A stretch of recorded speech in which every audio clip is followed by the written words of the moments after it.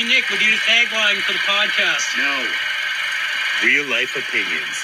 Movie reviews told by fans and not critics. Wow, we've really got to figure out a better way to do that. Yeah. Oh, well. It's our name not to be named supplier's fault. Our name not to be named supplier? Yeah. Okay, that's fair. Yeah. That's fair. So, What Corey. does that mean? I have no idea what that Wait, who is that over there? What's that voice? God. Oh, Oh my God. It's a ghost. that's right. I'm the ghost of real life opinions past. I Nice. feel like that doesn't quite flow off the tongue, but like you're like you got something there. You got something there. Here's Johnny. RL Ghost? Mike is back. Yes. I'm going to presume this is a limited appearance, though, correct? Somewhat, yeah. I want to come back for here and then and now and there and all that sort of things. But we got things going on, and we're going to help support real life opinions with other stuff too. Yes, we have heard the excitement in your life. Did I say excitement right? I Sometimes think you added an extra syllable. my Excitement? words don't words. Wait, Laura, you were going to talk, and then you stopped. And now you've stopped again. And I'm going to keep talking Your- until you start talking. Your words don't. Okay. Movie's got a movie. His words aren't wording. Just needs a dictionary. Sometimes you got to know what I mean, not what I say. Words are hard. So is that like saying that I know I'm crazy, therefore I'm not crazy? No. Exactly. Okay. You know you're crazy, that means you are crazy. No. No, crazy people don't think they're crazy. No, you think, see, therefore you are. I know I'm crazy, and maybe it's everybody else who are really crazy, so therefore I can't be crazy. If God can do anything, can he not make a boulder that even he himself cannot push up a hill? Or even better yet, can he eat the burrito that he microwaves so hot that even he himself can't eat? I thought we were just living on a marble. And we got flicked are down the basi- hill every once in a while. You mean you mean like the hot pocket Yeah. type thing? Yeah. Can if God can do anything, he can make a hot pocket so hot that he can't eat it. But if he can do anything, he should be able to eat it. Okay, precursor Hero. to whatever we're doing tonight. Here's a shout out: Twilight of the Gods on Netflix. It has got such an interesting storyline I've never seen before. I recommend checking it out. It's adult. Don't watch it with your kids. I've actually... So I'll have to watch that one later. I've been stuck on watching The Chilling Tales of Sabrina. Really? That's a Yeah. different right. take, but cool. Anyway, You know, anything to support Archie comics. Pretty That's much. what I think. Except for Riverdale really went downhill, so... Was Riverdale ever on the top of a hill? I Not watched for the me, first not two for me. seasons. I mean, that was about it. So. Yeah, and then it really just... bleh. When I want to say my sister got me to watch the opening of Riverdale, and there's like Cheryl Blossoms on a boat with her deceased brother or something like that. And it's like, what in the, like this isn't happy-go-lucky Archie? No, but they're detectives. Yeah, detectives. well, Archie was randomly a detective. He wasn't a detective by nature, Jughead was the detective. was he? Yeah. Like to be honest, I don't remember enough about Yeah, but it. apparently I don't Jughead- remember Archie being a big detective type person. But in that one, Archie's not the detective, Betty's the detective, and Jughead's the storyteller. Ooh, see, Betty has been a detective in the comic books in the past. Good night, Dad. Oh, we got a good night in the middle of the podcast. I love you, son. Yeah. Hey, Jimothy, What? will you come pick up my phone for me, Okay. please? I'm kind of trapped in I don't here like with how all this, Jughead was dating You're awesome, thank you. Betty through the show. Wait. Jughead was dating Betty? Yes. Yeah. Like, I'm not a person tied to, like, the source material, like, However. too well, but... Yeah. Clearly, yeah. Jughead starts dating Betty at like the end of season 1. So, What? yeah. Like, you know what? Watch Those Riverdale. are actually... now that I think back to it, of all the Archies I've read, you kind of always wanted to see that couple, to be honest. Like, you wanted to see Betty with a guy that appreciated Betty for who she was, and you wanted to see Jughead, get himself a good, wholesome gal. You know? Oh God, no! So, Betty's a slut. Betty's a slut in Riverdale? April Fools, we've been treating you through these movies just to trick you. We actually are Watching reviewing Riverdale. TV shows. What are you doing? Hey, you know, Way it's off been topic. it's been how many minutes has we been 1 going on? week since you. No, never how many mind. minutes have we played? Oh, we're at pushing 6 minutes. Pushing 6 minutes. Guess what? We haven't talked about what movie we're doing Yeah, yet. yeah. Oh, that'll happen. And this is a movie that's so clusterfuck full of story, and Oh, yeah. we're not talking about it. Like, the water bottle has a backstory in the Yeah, movie. The right. fucking water So- bottle. I actually had to back up watching this movie because, well, we all know me. I get distracted easily. And then Oh, look at that. pretty much squirrel, right? But like, then you have to back up and you're watching it again. Like, this makes no fucking sense. I watched this movie twice, just to make sure that I caught everything, because I've watched it a couple times in the past, and I'm just like, okay, I'm going to watch it 2 times in a row here, and to make sure I catch everything. For those that don't realize, there's a James jumping off a staircase in the background. And he's Like- getting the concerns of all of us. His poor stairs. So Laura, what movie are we doing today? Bullet Train. Yeah, there it is. I like how there was a look of unsureness for a quick I second on had her to face. think about the name. Yeah, I think it's got Brad Pitt in it. I'm not. It too does sure. have Brad Pitt, and it actually has It's Sandra pretty Bullock. star-studded, actually. It Sandra Yeah. Bullock, not that you know. I mean, you recognize her voice. If you're a Sandra Bullock fan, you recognize her voice right away. But if you didn't know, you find out anyway. So Yes. I mean, Go ahead. I was going to say, this is the rare occasion. This is a movie I watched like 5 times. And anybody that knows me knows I'm not a movie rewatcher type. But this movie, because of, like you say, there's like 43 or so storylines and arcs and whatever, it's kind of fun to watch it. Because you can't get it all in the first one. This is a movie that's 100% rewatchable, in my opinion. You know what? I think this is my 4th time or 5th time watching this movie now, and I still picked on stuff on the first scene that I didn't pick up the first 4 times I've seen this movie. Like there's always stuff. Like, did you guys notice in the hospital scene that there was a precursor? Like I'd kind of noticed it before, but there was a precursor to the Hornet. Yes. Yeah, and that whole everything on the news was all about the Hornet, and I didn't put together that everything was foreshadowing the Hornet, but Well, You know. it's the same with the snake and everything too. It foreshadows. oh, the snake was painfully obvious. no, Right. that's what I mean by with the Hornet, because the Hornet brought the snake, right? Yeah. Yeah.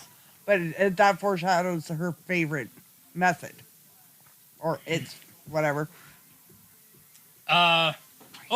We're already into the movie where Lemon and Tangerine are 2 favorite characters in this whole fucking thing. I love those. Those are my favorite characters in this movie. They're pretty amazing Hands down. characters. Yeah, why is this movie rated R? Guy just gets a meat hook through the head. And I like, what do they call Tangerine and who? Lemon. Lemon. Lemon. Yeah, that's right. Tangerine and Lemon. Played by, I don't know the black guy, but he's made a much bigger name after this movie, for me, because I didn't know him before this. And then the other guy is the next James Bond dude, or Kick-Ass, or Aaron Taylor Quicksilver, Aaron Or Taylor Johnson. your favorite movie, Which one? Fall Guy. Oh, This is not my favorite I know. movie, Yeah, that's that clear. That was a heavy load of sarcasm. Yeah, but, no doubt. but he was the stunt double, right? Like he was the main Yeah, actor. yeah, oh, that's right, too, yeah. And of course, he's going to be Craven, and like you said, Yeah, Kick-Ass, but- and yeah. so quick. Nobody cares. I was going to say, It's true. Lisa Witch me. I'm not watching. it. I've heard enough about the Craven that I don't care anymore. I did at one point, but they turned him into a vegan activist, so it's just like, okay, whatever. who? Well, it's weird. Wait, check it out. If you like that sort of thing, go for it, everybody. So Yeah, we all know the hit after hit that Sony Marvel's been bringing out. So Everybody remember Morbius? It's Morbin time. Yeah. Or how about Madam Web? Oh yeah. Yeah. Yeah. Just Yeah. amazing movie. Venom 2. Venom 3 legitimately looks kind of good. But See, I've been fooled with the Venom movies in the past. I like them as a guilty pleasure because I like the character so much, but they're not good. See, I didn't mind them at all. I didn't analyze them as a in a critical nature, but I enjoyed them. I like Hardy. He does a good job presenting whatever character he was presenting, and it's a, to me, again, that's like a fun, I don't know, what do you call it, popcorn flick or whatever. I don't know. Like I said, guilty pleasure. The rest, like, sometimes a good character can carry a bad movie, but especially the second one, the whole rest of the movie around that good character is so painfully terrible. Like, I don't know how they made, like, that whole Cletus Cassidy and his girlfriend character so bad. Mhm. Like, I don't know how they managed to make such a cool, compelling character get so PG-13. See, I don't know Because the Cletus characters. Cassidy is a hard R character. Oh yeah. And yeah, in a PG-13 movie, they had to dumb it down for the masses, and it sucked because of that. I Because don't Woody know enough Harrelson's about amazing. the characters for that to be an impact. So Infamously hardcore character. I would have assumed Nah. so, but again, like I said, I don't. That's right. I don't read much of modern stuff. So, does anybody know who Bad Bunny is? Yeah. You mean like from The Dark Knight or what? No. Bad Bunny is like a very, very famous singer in Mexico. Oh, okay. No. So, That's who yeah. the wolf is Bad Bunny. I Okay. recognize him right away. Well, because you're a wrestling fan. That's why you That recognize was him. probably why, yeah. I legitimately know Bad Bunny from wrestling. Because he took a turn wrestling for a little while there. Did pretty good for himself for a celebrity. But I digress. Let's start getting into this movie, eh? Like, we talked about Tangerine and Lemon briefly, but... So, we talked about how star-studded this is. Best stupid, like, little role in this movie. You go first, Laura. Who's got the Oh, best... that's gonna be fuck. What's his name? Yeah, fuck, what his name? What's? I don't think any of the roles are stupid or little. Oh, I no. think they're all valuable and No, good. I know what you mean His- when you say that, but Yeah. But his name's not coming to mind. Is this the sex thing? That guy. Yeah, Magic Mike. Oh, Yes. Channing Tatum? Yes. Oh, yeah. Yeah. That was the biggest. Yeah, I That like was a one. gratuitous cameo is all that was. That so- was. Ryan Reynolds. Right? I'm, like- I mean, I'm watching with Lisa. I'm like, this is that this Ryan a Reynolds? payback Yep. for Deadpool too. Oh, it is. It's 100% what it was. Corey, what's stupid? Would you have to go with those two, or you got to go with the one you talked about earlier, Sandra Bullock? Because Sandra Bullock's got a stupid like she's all throughout this movie, but it's just like bam at the end there. But it's kind of like, and I know, just hear me out before you say anything. It's kind of like the Chipmunks movie. When you have characters that have different looks, different everything, and in their case, a different voice, why are you getting a celebrity to do it? So Sandra Bullock could have been played by anybody, and they paid her salary, which I guarantee was not, or was more than an average Joe doing it. Well, I'll call it. you somebody could Google this and correct me if I'm wrong, but I believe this was a COVID product. During the lockdowns, they were doing a lot of this on small scale, and I think it was, I believe, and I could be wrong, that it was the circle of friends, and we know that these are all well-known friendships, like Channing Tatum and Sandra Bullock just did that Paradise movie. Yeah. Ryan Reynolds and That was a Brad funny movie. Pitt, and all these things are interconnected in some way, probably at a social level. And that's what I was guessing it would have been, and it was a That fun makes little sense. product. Minimize the characters and just get goofy and fun. And, But like me being an unapologetic Sandra Bullock fan, I knew who it was right away. Like even before. oh yeah, you recognize the So voice. yeah, if you know who Sandra Bullock is, you recognize her voice. She's got a very soft yet firm voice, and I absolutely love her voice. The So. first time watching this, I was just like, that sounds like Sandra Bullock. There's no way that's Sandra Bullock the whole time watching it. And then in the end, when she shows up, I was like, fuck, I was right. Could do without her plastic surgery lately, but she's still great. So She is looking. She's a lot better than some of the other choices out there. I mean, what's it? Demi Moore? Have you seen her? yeah, Demi- she's yeah. okay. Madonna. Ooh. Yeah. Madonna had a nasty one. Mickey But- Rourke. Mickey Rourke looks like he had plastic surgery before he had plastic surgery. yeah.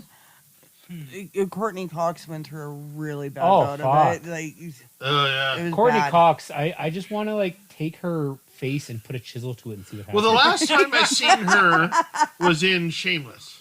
Oh yeah, no, The I series. Scream was 6. she? She played a celebrity type, not herself, but a celebrity going through drug rehab, and Lip was trying to be her, what do you call that?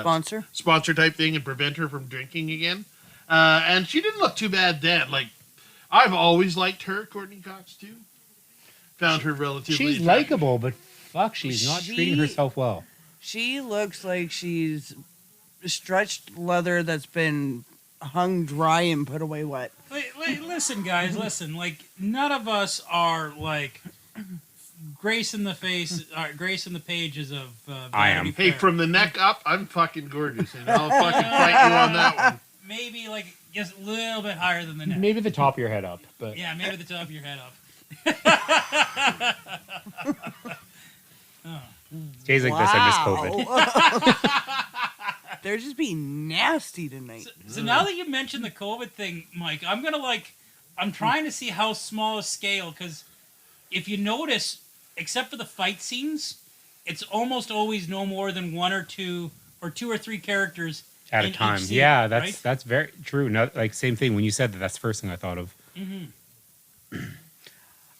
talk about lemon and tangerine being your favorite. yeah, I'm check just, her out. I'm just a lemon fan. That's what she looks like. Yeah, like it's Sorry, here you go. Sorry She's for the like viewers at home. stretched. Yeah, Oh, there yes, you go. put the phone up to the microphone. That's going to help Yeah. them.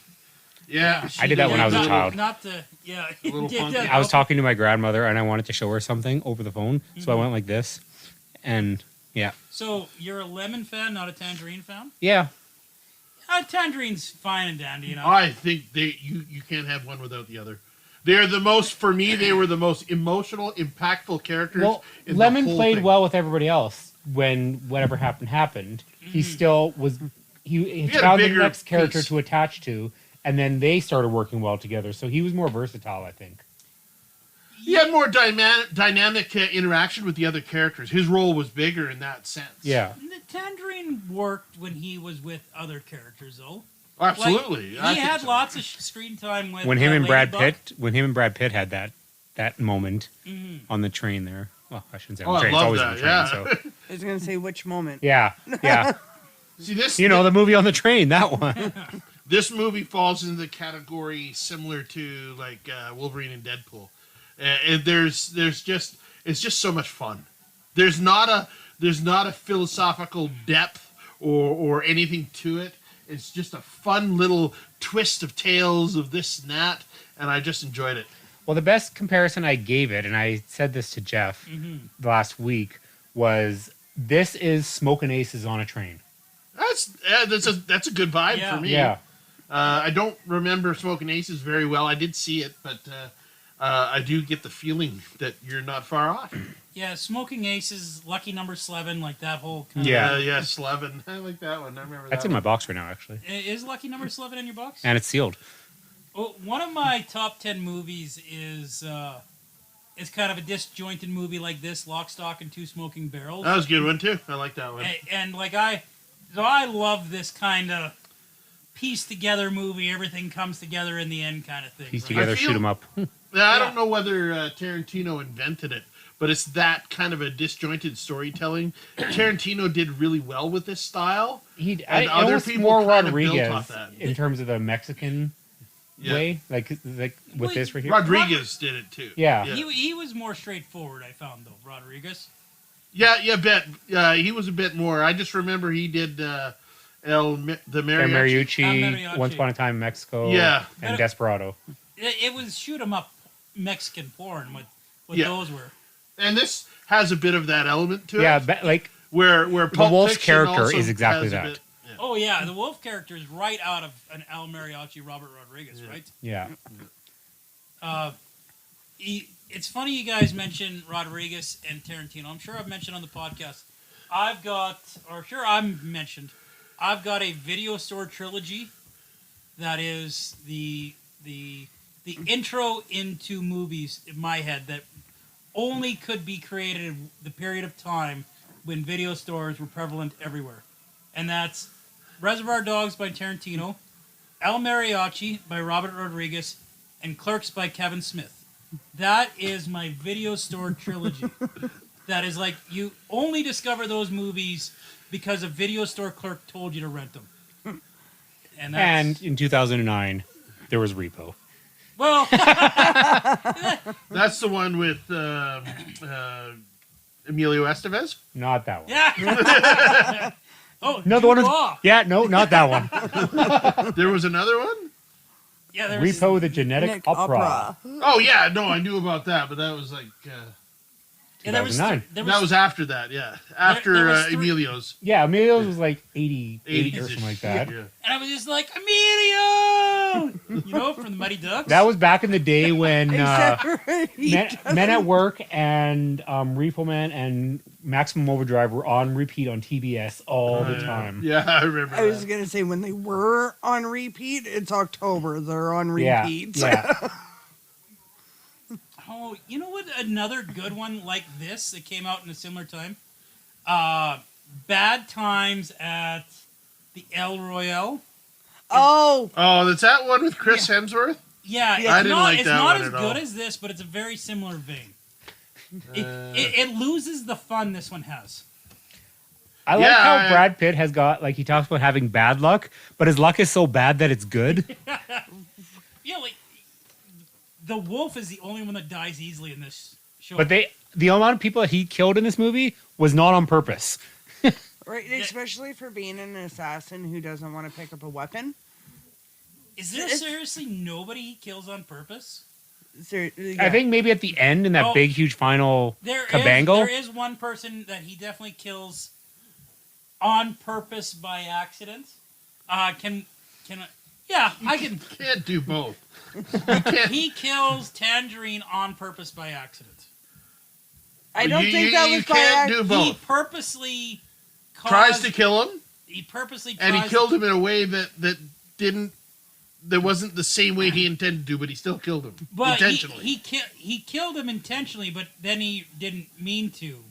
Well, he didn't want to put. He didn't kill He him. didn't want to kill him, that doesn't Yeah. work. but he did something that would kill him. Yeah, he put that shit in his water, but that was not Am I aimed to getting kill him. Tangerine and lemon That mixed was up? intentional. Yeah, the water. That was good. lemon. Yeah. Yeah, I'm talking Tangerine. Oh, okay. Then I got mixed up. Sorry. Yeah, Tangerine he kills. Yeah, Yeah, intentionally. by accident. You can't have both. If he That puts- is an oxymoron. You can't do He that. puts the poison in the water. That's lemon. Was it lemon that? Yeah. That's what I just got corrected on. So. Okay. Well, either way, so what? He switches the water. Who cares? But it's not the water thing. It's when he shoots him. In the throat. Yeah, he shoots him in the throat. But that was like the gun went awry. Yeah, well, he shot him kind of on purpose, but not really to kill him. And I thought he had the gun in his hand and something hit his hand and he shot him. man, I love. What is Hero's real name? Hero. Is that his real name? In I real believe life? it is It's a hero. it's- something. no. It's unpronounceable. No, because he was hero in Heroes. Yes. But I think his Mike real is name. right. No, it's not. It's. Oh my. It's something God. like that, is it not? Is it like something like that's a fake name, and then that's his real name? I love fighting the fucking Hiro mascot. Nakamura. It's Yeah. just spelled Hiro, not Hero. So Yeah. it's hero, not hero. It's right here. Yeah, he's got the Google. He's got the Google. Yeah, you're right. Yeah. You're right, motherfucker. I thought it Laura was supposed to be our Google. Masioka. Hiro Nakamura was his name in Heroes. Masioka is his real name. That's right. Ah. Well, I just Massey. Hiro Nakamura, fictional superhero. Right below it, played by Masioka. You know what bugs me Oh, about okay. this Oh, movie? yeah, hey, you're right. Where's George Clooney this whole time? Yeah, he kind of deserved to be in this Maybe movie, didn't he's he? the invisible Why? guy. Why? Just Because we're talking of about the Brad group of Pitt. friends and everything. I would have groaned, and that would have been a downplay for me, just because they've done so much together already. But that's the point we were making, right? That it was the group of friends. So Yeah, but they're a group of friends off. You like none of these people have done like 4 movies together sequentially and blah blah blah. Like very few like that I know of anyway. what's the last George Clooney Brad Pitt movie? Wolves. That's... It just released on Apple. Oh, Like, I was like, I've a never week heard of ago. that. So. I So think you're gonna that's say the Wolf last of Wall one. Street. I'm like, nope. yeah, that's what I thought you were. Yeah. That's what I had in my head too. Yeah. I was like, I don't It's remember actually a that good movie, but it's like it's everything they always are together. It's no different and whatever and that sort of thing. But it's a fun movie. You know, Brad Pitt might be maybe my whenever there's a Brad Pitt movie, it's always a fun character or enjoyable character. I don't think I've seen a Brad Pitt movie where I'm just like, I fucking hate this. I don't think he's a fun character in interview, but he's a damn good, compelling character. He's a compelling character in interview. Yeah. And Legends of the Falls. Which, in all fairness, I didn't watch, but I believe is a great movie. So You know, for somebody who doesn't really like that Western type movies, Legend of the Falls is one of my favorites. Yeah, it wasn't fun in that one. It No. wasn't so much fun No. in Troy. Oh God, I hated He his was kinda character fun in in Troy. Troy. I didn't watch Troy. I don't see him as fun. I liked his character a lot. I liked the interpretation of Achilles, but Okay, I guess I'm wrong. He's not. Why not? He's always enjoyable characters, is what I should say. well, that would be a sign of a good actor. Yeah. Yeah, I'm trying to think of something that I've seen him that I hate him in, and I can't. I hated the Burn After Reading, but I liked wait. him in it. Is That that was an interesting movie. Yeah, I wasn't a big And then fan he of gets it. shot in the head like halfway through it. Yeah, all I remember is that stupid look on his face when he gets shot. Like, Yeah. uh, Freaking Coen Brothers movie. I wanted to love Burn After Reading, and I did not. In all fairness, I don't think I finished it. I think, in fact, it was right after they shot Brad Pitt that I stopped watching it. But That was the high point of the movie. yeah, so That was a George Clooney, Brad Pitt, wasn't it? yeah. Clooney was in that one too. Yeah. I think that was in between Oceans. I think the directors like take turns on getting a chance to work with him. Like, I mean, he's worked with him with Tarantino. He's worked with him with the Coen Brothers. He's worked like Mhm. Yeah. When Oh, you- he wasn't very fun in. Well, I guess he was fun in Fight Club. he was totally fun in Fight Oh, Club.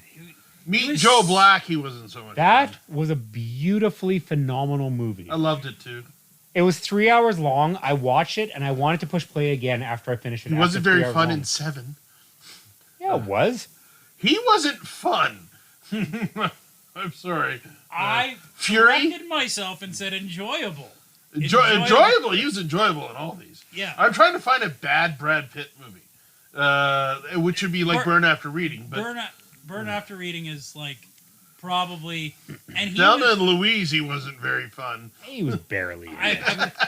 you know what movie that he was in that I'm just like, I don't understand why I love this movie, but I do. Snatch?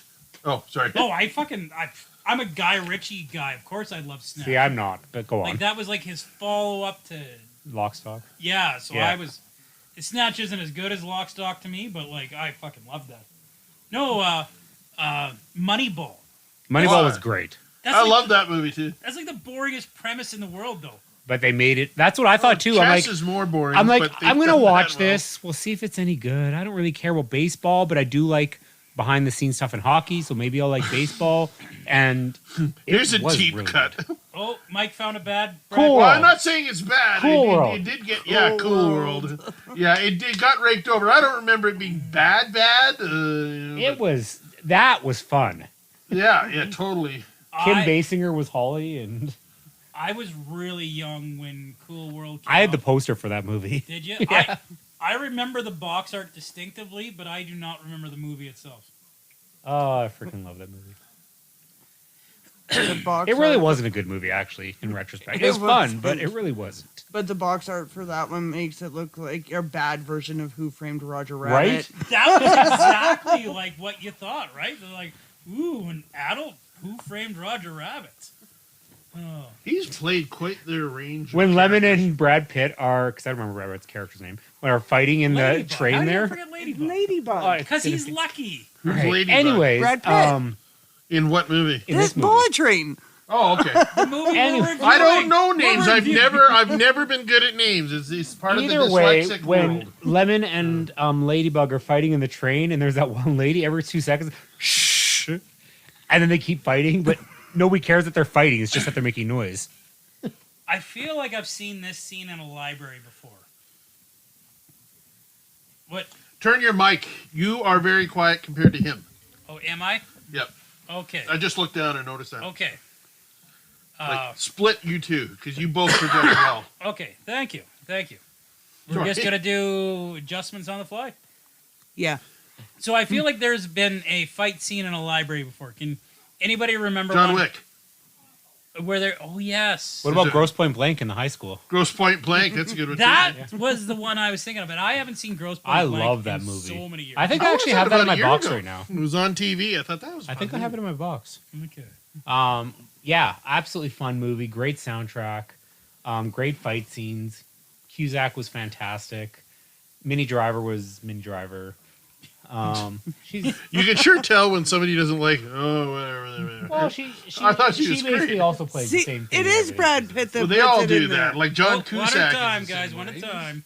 It was Brad Pitt that put. Yes, Brad but it Pitt's- wasn't Tangerine that drank it. It was Lemon. Yes. That's what we were getting at. And the sleeping powder didn't kill him. No, because they thought he was dead from getting shot, but he knocked out from the powder, didn't die from the bullet wound, and then woke up later. Yeah. Funny little detail. Whereas it's like, oh, are you wearing the vest? Oh, well, no. What if I get shot somewhere else, like in the neck?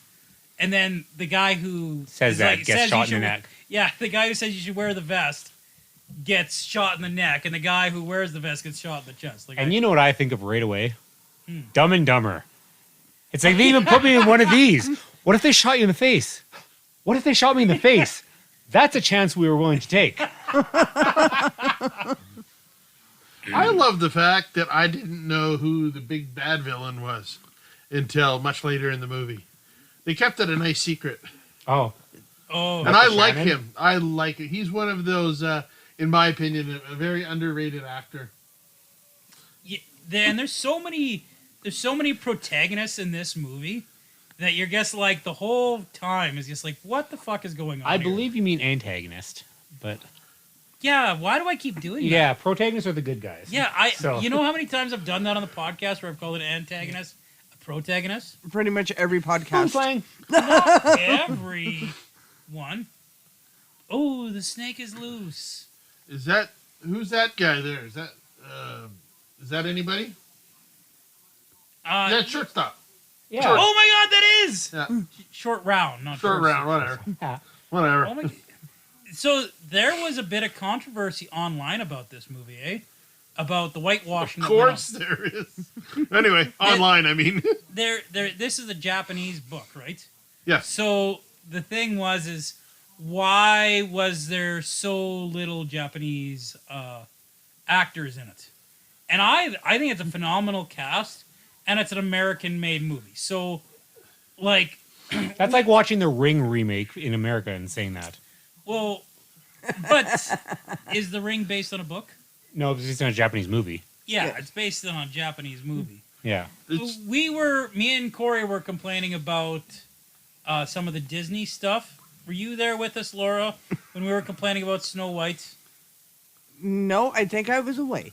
We were just like, well, Snow White's in her name. Yeah. So, the new like- Snow White. Okay. oh, I know. It's absurd what they're doing, but whatever. Or And- trying to defend it, anyways. But then we give a movie like this a free pass for turning all these Japanese characters into American or British or whatever. And it works because the cast is really good in this. So I'm okay with it because it's an American movie and they do this international ensemble. I don't get the connection between Snow White. Oh, it's, It's her name. Her skin is white as snow, and then they change her to a Latina, We've and in that. So I don't get the what we connection. were talking about was we were complaining about like Whitewashing? Scandinavian folklore being turned into that kind of stuff. How about Scandinavian folklore turning into African American? You talking about Little Mermaid? No. Because Marvel. Uh, Heimdall. well, see, and I'm okay with that. Well, no, Like, I'm fine with it too. But I mean, it's like everybody wants to complain. Anime, for example, has been trying to Americanize the looks forever. And then they Anime. complain. Yeah. Oh, Yeah, anime. big anime, Japanese style. Anime. I thought you were saying Anna May, not anime. But I mean, you're right with that, Mike. Realistically, if you look at any of them, their drawings is very white.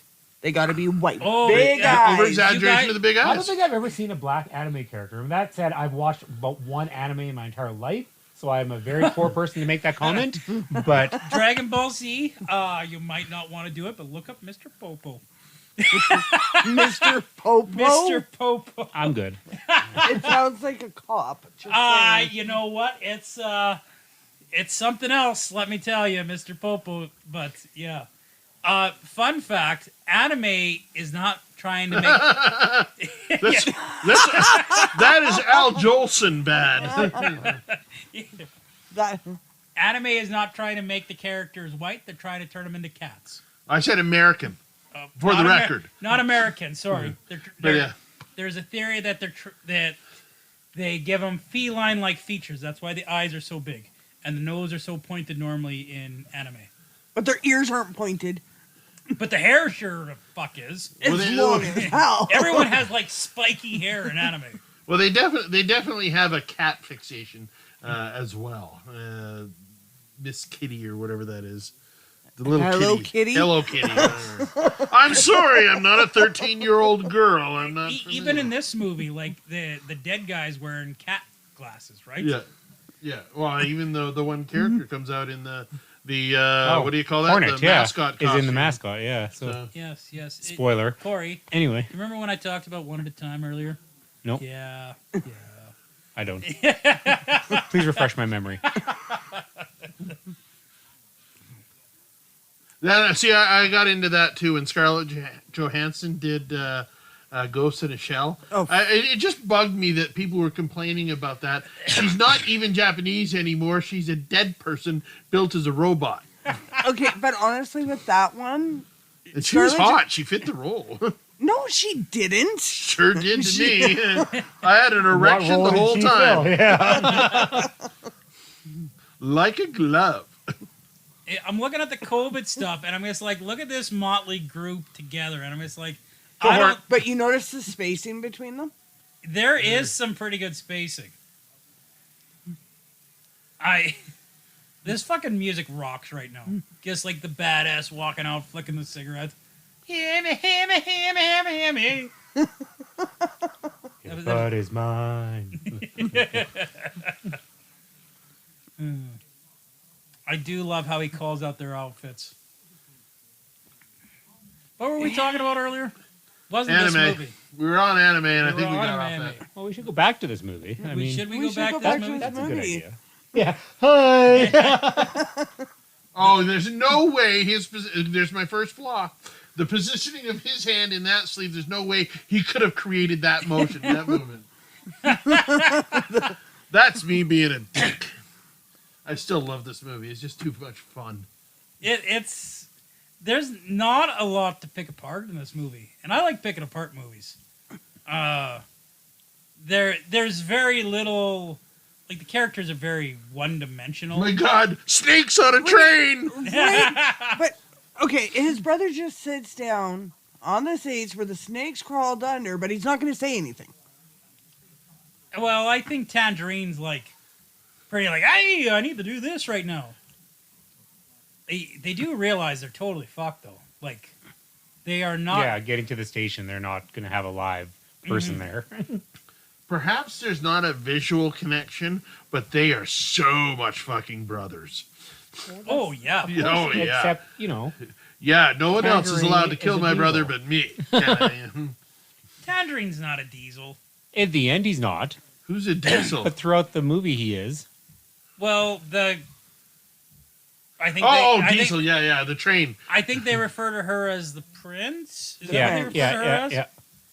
They refer to the dead kid as the princess, I think, and the little girl as the prince, which is funny. You know, the oxymoron. Or not oxymoron's not the term I'm looking for, but it's just funny moving on. Moving on. Was anyone else, like the whole first time watching this, trying to figure out what the fuck's going on with the hospital scene? Like, none of the rest of this has to do anything to do with the fucking hospital scene. 90% of the stories have nothing to do with what's going on. Mm-hmm. It came across pretty quick is that you have to wait to the end for it all to tie together. And it, So I was curious too. Okay, what is this? honestly, the hospital scene made the most sense. It was Really? the most grounding scene. Yes. I'll tell you that. But it was like in the beginning and then like not touched for like another half of the movie. But it still makes the most sense out of all of it. We touched on the diesel for half a second. That's such an important plot line in this movie. It is. Important? Okay. Yeah. Who I think it's a fun little thing to... Whatever. Thomas the Engine? I was going to try to figure out which Thomas the Tank Engine each of us were. I'm But totally Percy. you're Percy? I'm totally Percy. But I can't remember which one's which. So what's Percy's good qualities? Isn't Percy the old cranky one? No, that's Gordon. Oh, okay. Percy was kind of the fun-loving one. So The fun-loving. The fact that Corey knows their my names. kids watch Shining Time Station. I have... The last My time I brother watched watched it, Shining Time Station. there was a transition between Ringo Starr And and George George Carlin Yeah. being the tank guy. So the last time I watched it, my kids were 6-ish. Mine probably were too, but I still remember it. Yeah, I remember Diego.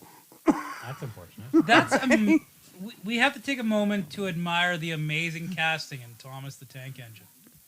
Like from Ringo Starr to George. We fucking don't have Carlin. to. They had but Alec Baldwin for a bit there Like too. I said, I don't Alec remember. Bald? Are you? Yeah. You fucking didn't know shitting me? that? I think what's That's funny is a couple of the discs that I brought he you guys kill were some anybody Thomas in that ones, one? and it had Ringo Starr. And my kid's like, Mr. Conductor was a Beatle? I said, yeah.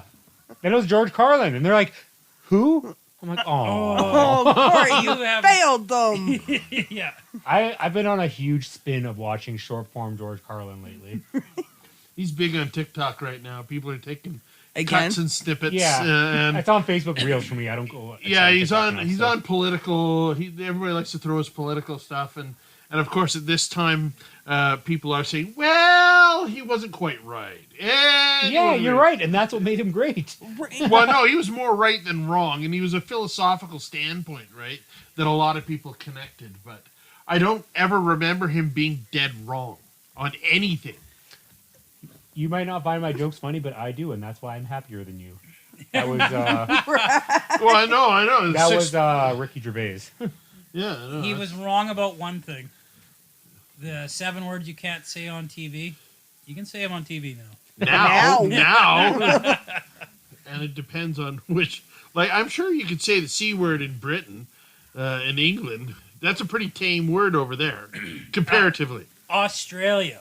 Oh, that's a big one, too. They don't even, like, cunt isn't even like a thing that phases them there. A co-worker of mine was down in Australia for half a year, and they were just like, why are you afraid of the word cunt? Like, just say it. Just, You guys have heard of Kevin and Bloody Wilson, right? yeah. Yeah. Kevin Bloody Wilson. One of Mark's favorite songs is Santa Claus, You Fucking Cunt. My favorite saying is dilly gaff. Dilly Gaff, yeah. I don't know who you're talking about. Oh Kevin my Bloody God, Wilson? Yeah. you need an He's, education. Comedy musician type. Dilly Gaff is literally, do I look like I give a fuck? And it's like, it's almost like a Stomping Tom type song. It is. Do I look like There's- I give a fuck? there's to a song- you? There's a song you have to sing at karaoke, Jeff. Dilly gaff, I'll do that. I'm hosting tomorrow again. Well, then you have to find that song. Yeah. Oh. See, I feel like Aaron Taylor Thomas and Johnson? No, what is it? Johnson. Aaron Johnson. Taylor Johnson, yeah. Aaron Taylor Johnson and Brad Pitt are kind of the same type actor, different generation. Aaron's not as well-rounded as Pitt because he's so much older. But See, Aaron Taylor Johnson's trying to be a character actor, but he picks the shittiest fucking roles. what does he pick that's bad roles? Like, other than Craven? I don't think he was great as Quicksilver. No. Oh, I thought No. he's phenomenal. He's way better than the other guy for me. I liked him way better. I'm a big Evan Peters fan, but whatever. Yeah, I would have picked Evan Peters over him too. Evan And Peters then didn't really, fit the role for me visually, and he was too... Again, like Evan Peters, they went more the comedy route too, which I didn't care for. I guess. But that's a personal preference in that. That was a very expensive bottle of water. Yeah, 10 quid. oh, What's a quid worth? The dollar...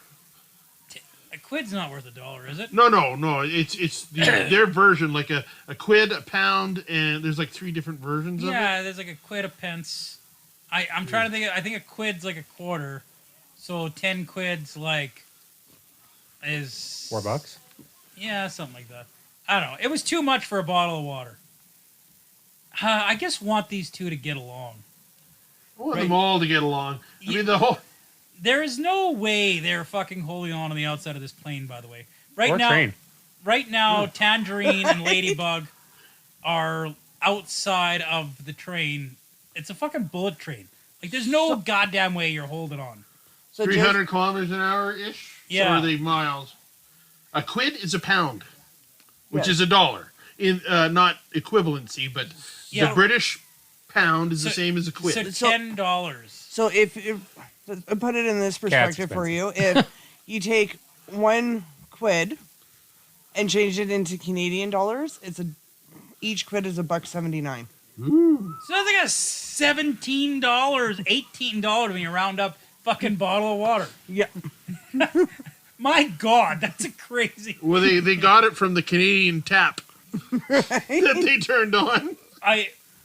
Scenes like that is what You know what I'm talking about. scenes like that is what makes this movie great. Like this, like they're fighting. They're out to kill each other. The hostess comes in. They stop fighting, and they have like this really human moment where they're just like, "Oh hey, my wallet. I paid all my money to pay the guy with the hat. Can you buy my bottle of water?" So the idea that there's a certain code, I mean, and I like that too. Like John Wick does it, this does it, and it's like there's a certain code we live by.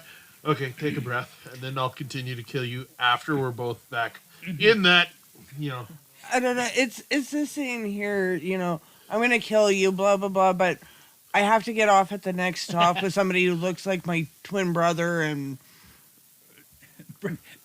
Ladybug's bad luck in this movie is they classical. never should have let him carry the case. No, why would you let him carry the case? He wasn't supposed to carry the case. He's filling in for the Ryan Reynolds character. I can't remember his name, but I mean, it was like a last-minute change. What's He that? was filling in for Lemon. Well, okay, so he's filling in for Carver, but he's also Carver. filling in for Lemon at that scene Yeah. that we're talking Yeah. about with the briefcase. Does that make sense? Yeah. Yes. He's a guy playing a guy. But he playing picked another up the guy. briefcase originally, right? Yeah, he stole the briefcase. Right. Oh. See, she should have been in. She would have been good to be in that. What's that movie you guys reviewed there last week? Repo? No, okay, the week before. Yeah. Beetlejuice. Oh. Rather than the other one. So, I Is like that her. Gina Ortega?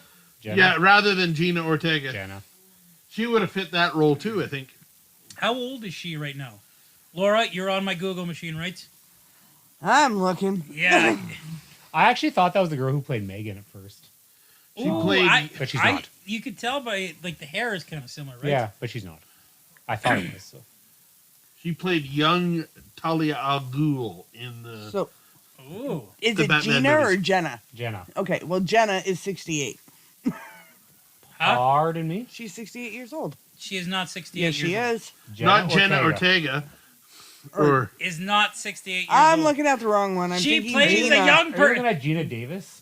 Yes. How? She How did Jenna, I get mess those that two up? confused all the time. So right? Jenna Ortega is 22. yeah, she just turned 22. I thought we were talking about how old is this chick. So Yeah. Oh, she's I was going to go there, but on an irrelevant note, Oh, good. Rotten Tomatoes gave this a 53%. IMDb gave it a 7.3 out of 10. And Phoenix Gaming gave it an 8 out of 10. The acclaimed Phoenix Gaming, eh? That's right. I feel like Rotten Tomatoes did Joey this King? show dirty. Yeah, Joey King. That's what it says. Yes. That's her name? Yeah. Joey? Yeah. Interesting. So She's 25. Yeah. she could have played Winona Ryder's daughter. Like she's 23 when she did this. I'm Yeah. guessing. This is she's what. only a couple years old. Yeah. Was this 21 or 22? I don't think it was 23. So 22. It says Yeah. on here. So then Made in 22 21. 22 when she did this. so Mike, Or 20. 21. Yeah. I need you to tell me another movie not named Bullet Train that Aaron Taylor Johnson's good in. Because this is the only one I can think of where I'm just like, yeah, he's really Aaron good Taylor in that. Johnson. I know he was in like one of the Godzilla movies and like Yeah, Very the forgettable. Godzilla movie. The He was really 2014 good in one. Kick-Ass. I don't know. As good as that movie. I liked it, but it's not a good movie. But I liked it. Regardless of the movie, he was good in Fall Guy. Oh yeah, I did like him in Fall Guy actually. Now that I think about it, Snogging, he was good in that one. I like Kick-Ass despite Aaron Taylor Johnson. Yeah, that's fair. I feel like he was kind of the weakest Of what? part of that movie. Kick-Ass. Kick-Ass? No, I disagree. Christopher but Mintz that's fine. Blassie and Chloe Grace Moretz were good. Oh yeah. Well, and Nicolas Cage as as the mentor. Yeah. Yeah. Couldn't think of the word either. Yeah. He's been in a ton of movies. Just But he you was know, supposedly, and I watched it when it came out in 2014. But he was supposed to be good in that Godzilla movie. I thought that was the first Godzilla of the new Godzillas. That's what it was. Yeah. Was like kind of He was to in me 50 the Shades of Grey. weakest of all of them, and like I thought he was a pretty Shanghai forgettable Nights was character. okay. And What's that? Brian Shanghai Cranston was good in Nights. it, though. Do you remember who his wife was? Aaron Taylor Johnson's. Yes, it was a Scarlet Witch of Yeah. all people, Yep. which is funny. Sorry, what was that? In 2014 Godzilla, Aaron Taylor Johnson's character, his Yeah. wife is Elizabeth Olsen, Oh, okay. who later on becomes his sister in a movie. What do you guys think of the contract of the most evil person on this train being a sweet, innocent-looking little girl in like a pink shirt? She is 100 nothing innocent looking. There's nothing innocent looking You know about what? her. She plays it off really well, though, so it's 100% believable. You don't think she's like looking innocent? If I looked at her, I would. Yep, there's something suspicious going on. Yes, that pink sweater and that little red schoolgirl skirt. I am is- not looking at the clothes. I'm looking at her face, her eyes. That's what I see. Yeah, like I would think the guys covered in blood shooting the guns around are more suspicious looking than her. Or But no, that's just you me. weren't. I wasn't talking comparatively. I was talking somebody with that type of makeup, that look, that hair on that train is suspicious looking to me. If she was Japanese, because I think her character kind of begged to be Japanese. If she was Japanese, I think it would have been different. I think this is one of the few characters that were supposed to be white off the get go. She's Oh, supposed to be totally. she's supposed to be like Russian descent, right? And that's Oh, why yeah, I suspected her because- right away. Yeah, right, because the daughter of... Right.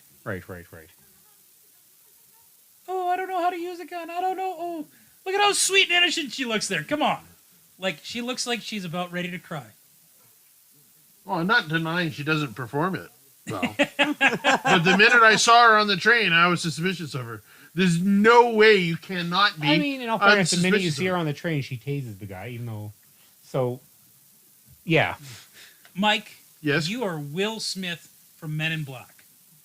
You know the scene where they're shooting at all the aliens in the training room? And he doesn't shoot the little girl with the books. Yeah, he shoots the little Yep. girl with the books. 100%.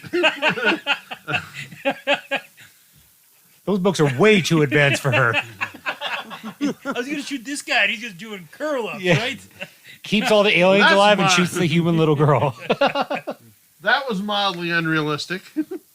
Punching the window of a bullet train. Doing 300 miles per hour. How he gets any torque from the pullback. He's got nothing to hang on to. Like, there's It's not that this movie is full of believable stuff, but I mean, if he's on the front of the window, the gravity would push him towards the window. But again, no pullback. There'd be no pullback. How many shots did she shoot there? 3? 3. She didn't use the gun she rigged, did she? No, she used his gun. Okay. Is the 6-shooter. I was looking for a continuity error right there. No, because it's when Michael Shannon finally uses that gun that you see what the gun was meant for. Man, we haven't talked about Michael Shannon at all. It's probably because he's not in the movie yet. Fuck, is he amazing in this movie. I like him. He's an underrated actor. I've seen him in a Amazon TV series with the Australian chick, Nicole Kidman. She was some weird Russian chick that was come to this island and balance your chi and whatever, and she was drugging people. And he was a dad of this family, and to watch him turn into this suspicion, it was a great role. It's just, I love seeing him in that. So it was a bit of a thriller, and he like turned into a bad guy, or he just became. Well, no, it was a thriller, and he was there with his family, his daughter and his son, and everything was nice, and his son had issues, and he wanted to fix them. He thought this could really fix him, and then through the drugging, he really became like paranoid, and he turned into, and then everybody was doing stuff wrong, and it was just you'd have to see it. So speaking of 6 Degrees of Deadpool 2, you got Zazie Beetz playing the Hornet. I thought that was And and you've got Brad Pitt being the unlucky guy, whereas Zazie Beetz in Deadpool 2 plays the luckiest person on the planet. So I laughed at that correlation. So, and I like Zazie Beetz, even in like Joker, for the fact that I wasn't a big fan of the movie. I like. Who's that? Is that Zazie Beetz? That's Zazie Beetz. Beetz? Yeah. That's a interesting. Did you ever watch name. Deadpool 2? Yeah. She was Domino. No, I knew. Yeah. I knew what you meant And when you said, but I just And Joker, yeah. Didn't She played, recognize her in that. The guy that he fell for in the first Oh, yeah. movie. Or the gal that he fell for. We were talking about a little bit of whitewashing in this movie, and people complained about her in Deadpool because Domino's a white character with a black eye patch, and With white face paint, no less. I think that worked really good in Deadpool 2. Mm-hmm. She was really good. She was definitely a shining point in. I love that. That was such the perfect reaction. Yeah, I love what he did there. It's just like, that's what everybody on the couch would. If he didn't do that, we all would have said that. Why didn't you just stick her with? Yeah. It's just like, well, and you don't even know if he got any because he didn't. The needle didn't get squeezed And on then him. she pulls out the endo and he takes it from her hand and puts it in himself. And now she's gonna die. You should have had a backup. Isn't that what he says too? Yeah, that's exactly what he says. Why don't What do you have mean a you backup? only had one? You should have a backup. Like for this exact situation, right? this it makes me. I should say, it makes me think of an anime character I really fell in love with when I was a kid, and it was called the Crying Freeman. And he was an assassin, but he became emotionally attached and connected with life, and so he would always shed a tear and break down after he did a job. And there's somebody who has this compassion. I don't want to do it, but I have to do it. I feel compelled to do it. And so the morality of this character would strike him after the fact, and it kind of makes me think of that in Brad Pitt's character. It's just like he feels bad for what he's doing. His therapist has really done a number on him. Like I feel like if you're an assassin, you probably shouldn't go to a therapist.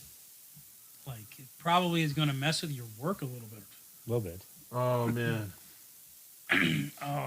This scene hits hard.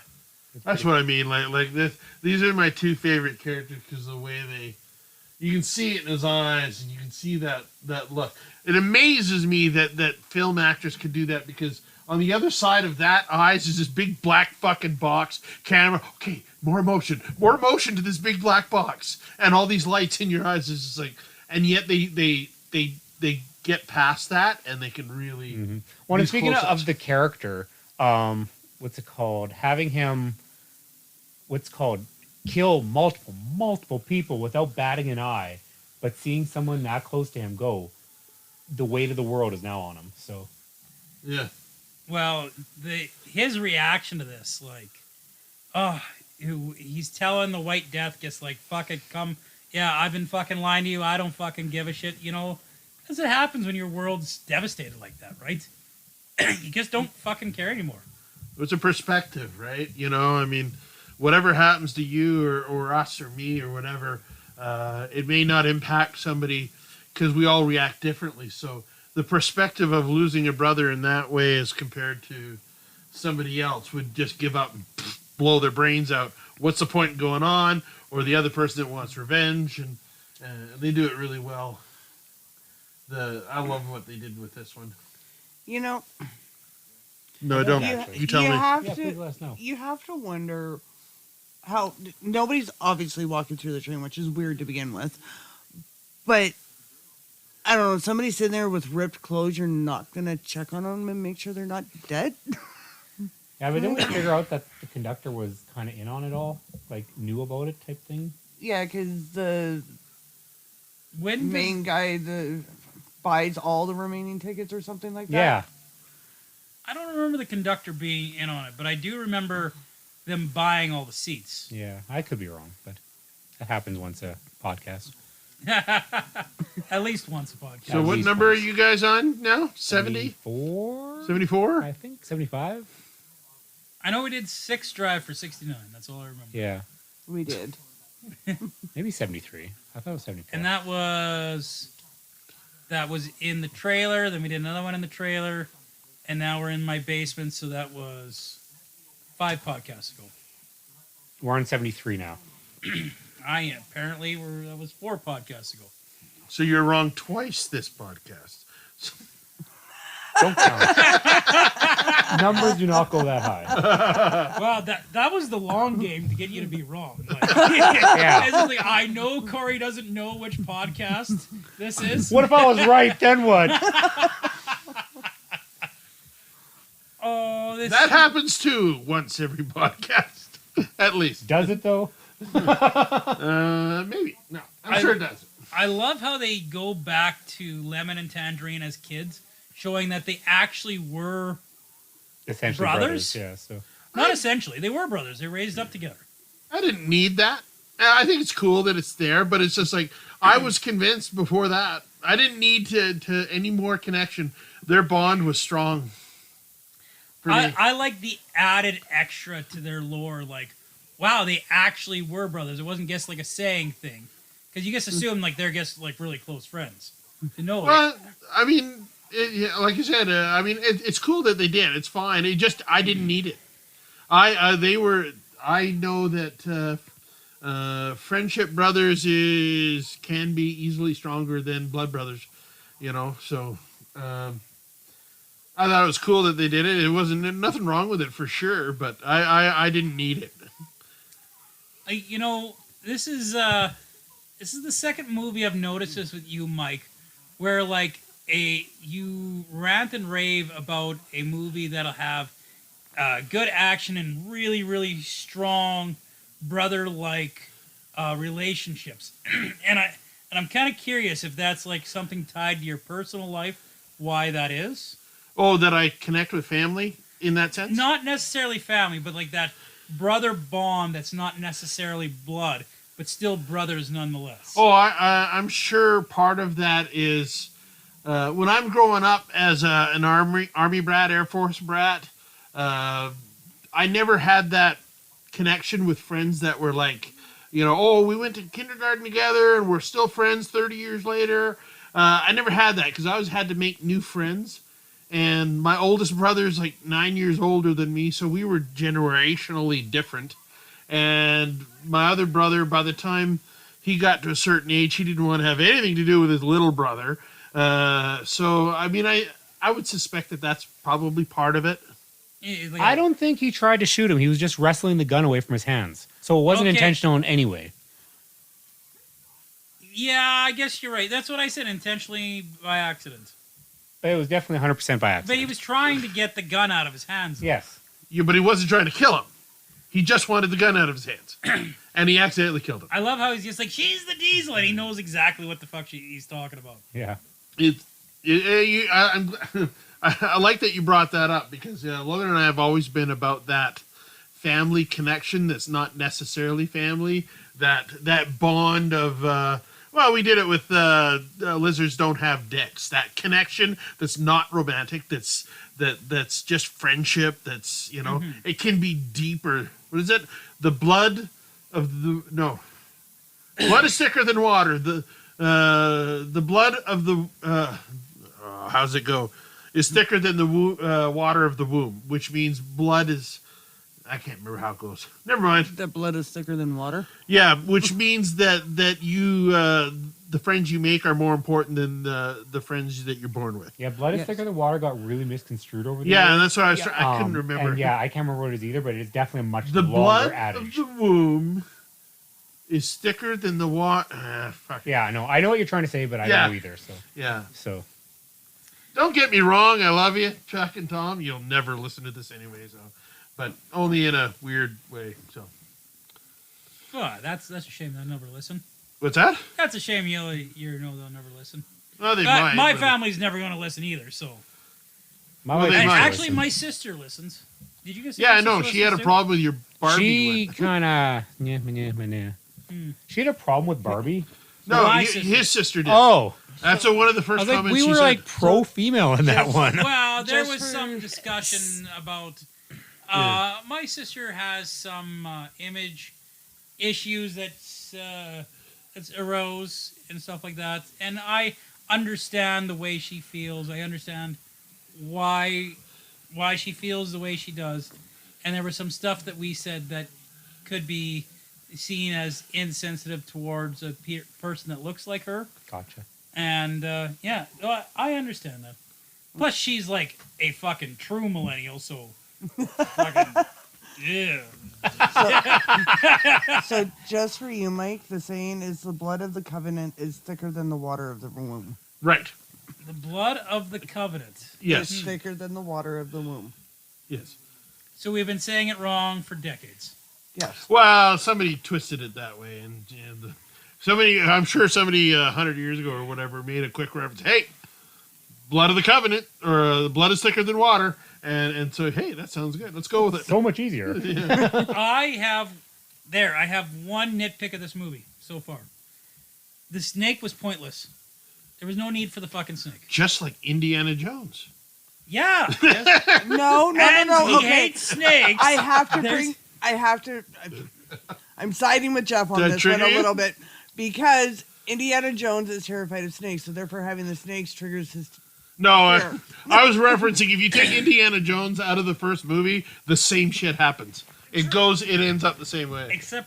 Except Doc Ock doesn't die getting the idol. Yeah. Doc Ock. Yeah, Alfred Molina. I know. Yeah. Well, yeah, but that's not relevant to the overall plot of the movie. Hey, he's a person too. Oh, yeah. It's funny that was like his first role or whatever. It's just like, Okay, Corey, you know actors' names. Uh-huh. Who is that guy? I fucking love him. First time I seen him in, I think it was Lost. He had a role as this elder guy, kind of a chief of one of the tribes of the other. The dad of. Yeah, I think he's called the elder in Yeah, this. yeah. he's And a- I know he's Scorpion. Hiroyuki That's what I Sanada. thought. What were you saying, Laura? Hiroyuki Sanada. One more time? slow down. Here, let me see it. Pronunciate. Hiroyuki Sanada. Let me see that. Yeah, gotta that's take- why he looks familiar when you said that. Is that Hiroki Yeah, Hiroki Sanada. is the elder. Hiroki Sanada. Hey, look, a Japanese character. And that's He- that is a Canadian phonetical. Yeah. Phonetical. So take it with a grain of salt. Yeah. Yes, I took the letters and applied it very consciously. So he's also on that award-winning Shogun show. Oh, I've never seen that. It's been I haven't seen it either, but it's getting big accolades and stuff like that. Anything I've ever seen him in, he's been amazing. Like, you know what his problem is? John Wick He's Asian. 4 or 3? Wow. Sorry, what? Not worth repeating. Did you say something on racist? the air. Yes. Oh, That's why it's not worth repeating. No, because his name is hard to pronounce. Which John Wick movie was he in? I'm trying to remember. It was 3 or 4 because he had the Japanese hotel. He was I think that was 4. Was it 4? I think that was 4. Man, It's 3 at worst, but Yes, it was 4. It was Yeah. 4 because 4 was. I loved 4. 4 was so good because of the Japanese connection with the Ip Man guy and him. They were so good at it. I loved Man, it. I feel like 4 is like it's starting to drop off by 4. I thought. Oh, But to be perfectly honest, the biggest thing I remember is the very end thing with the the stairs. staircase was that was like huge. You know, I loved that. And I liked the early parts with the Japanese hotel guy with him. That was really I really liked that. And there was the guy with the I don't know. I just loved it. It was, you know, dying at the end was kind of whatever. And I hate that one Skarsgård guy. He's like the worst of the Skarsgårds. Skarsgårds. He's the worst of them. is it Alexander or? He did the Crow. Oh, Bill. Okay. Okay. Bill did the Crow. I thought Bill was the famous one. You Bill know, is push the it famous more one. towards you. There, You are quieter than him. Well, he was turned away at the time, so Bill played Pennywise, played Crow, played Nosferatu, played. Yeah. He was in He played- that Netflix series too. I can't remember what it was. That was the first time I saw him. And so going back to John Wick, because we're so on topic. I honestly do not own 2 through 4. I just own the first one. wow. You know what? I don't own 2, 3, 4 either. I don't own anything anymore Yeah, because they're me all in my neither. box Oh. in my front yard. so sadly, looking at the Skarsgård brothers, I can tell you exactly what all of them have been in. Don't forget the True Blood one. Exactly. Alexander Skarsgård was True Blood. Yeah. Bill, Pennywise, Blah, the blah, Crow, blah, blah, blah, blah, blah, blah. Gustav, Vikings. It's good stuff. Gustav I know Skarsgård. Stellan, the Gustav. dad. The dad There's is Gustav, and he Is was Marvel. in Vikings. yeah. He's His dad is Marvel guy. Yeah, Which and he's also in Mamma Mia. He's one of the There's 7 of them. Oh, he's also in Star Wars now. Oh, In Andor. which one? What? Who? is saying someone's a Marvel guy is like a pretty vague statement nowadays. Like, Well, Skarsgårds. yeah, You take a list of Skarsgårds. How many And of the them one were that- in a Marvel Although movie? he did like 2 movies. Here's another one for you, Corey, because I know you watched this one. Gustav was also in Oppenheimer. Or Oppenheimer, I never did whatever. watch it.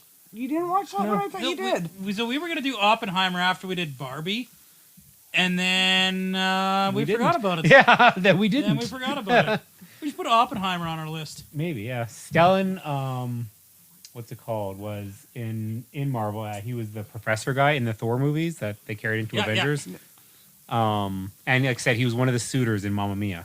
And if you've ever watched the Chernobyl miniseries, Nope. he's one of the main characters in that one too. Oh, that's right too. I started watching that. It was good. I just never finished it. It is good. There's like 5 siblings and 2 parents in the Skarsgårds. Yeah, this is a beautiful scene between the Elder and Ladybug in this movie right now, where he's just like talking about like, family and what's going on and everything like that. Just gorgeous. And now you discover that like they don't explain why the son's alive, do they? No, he just happened to survive. He just happened to survive. Yeah. You're wrong. My grandson didn't die, nor did my son. And like, And Not a then- bad impression, actually. Lemon just comes back to life. He's like, Slightly Yawning. You racist, could tell but not it was bad. the powder that knocked him out, not the bullets. So. he said he was working on the dosage. Yeah, well, because like Sandra Bullock's like, you killed the last guy. Well, and when you see him pouring it into there, you're just like, okay, he's done it. Well, he's like, poor, dump. You'd think he'd be a lot more mad at the Brad Pitt character for killing his brother. Like, when you see the reaction that Tangerine had to Lemon dying, and I know it's a different contrast, but you would expect a lot more anger from Lemon. Not necessarily because like the opposites of brothers, or you don't always have the same temperament as your brothers. Like my brothers do. We all share. Tom, actually, my oldest brother Tom is very the docile, calm one, where my other brother Chuck and I are both a little bit more volatile. You don't say. Comparatively. I would have never guessed it. Well, Oh, you should have seen me when I was in my early 20s. You have no idea. Oh, does he give him a Thomas? Is it a Thomas that he gives I'm him? pretty sure it's Thomas he gives him. Wow, did you guys know Nick's controller is actually broken? I do now. I don't think anybody heard it, but yeah. Nick's controller is broken? So, Laura, which Thomas the Tank Engine are you? oh god, now I gotta look up Thomas the Tank Engine just so I can remember Well, you who all just the gotta be characters like are. for virtues. Since you know it better, Corey, which Thomas the Tank Engine's Laura? Who is she? Somebody has. Oh wait, so if Mike's the old cranky one, wouldn't he be Yeah, Gordon? Mike's Gordon. Mike's Yeah, Gordon. Mike's Gordon. You At might least- you might be a Toby. Ooh, Which one's Toby? He's the brown box shaped one. Brown. Oh, that's No, okay. nothing racist there. I think he's a Gordon. Hey, I didn't say that she was useless. I went You're right saying to she's Toby. right to roots. Kunta Kinte. No, your name's Toby. Ooh, okay. So we got a Gordon, a Toby. What did you say you were? Percy. You said you're a Percy? I'm not going to ask you what I am. Nope, don't want to know. Why am I a boxcar? I feel like Toby's good to be. Better than being a Gordon.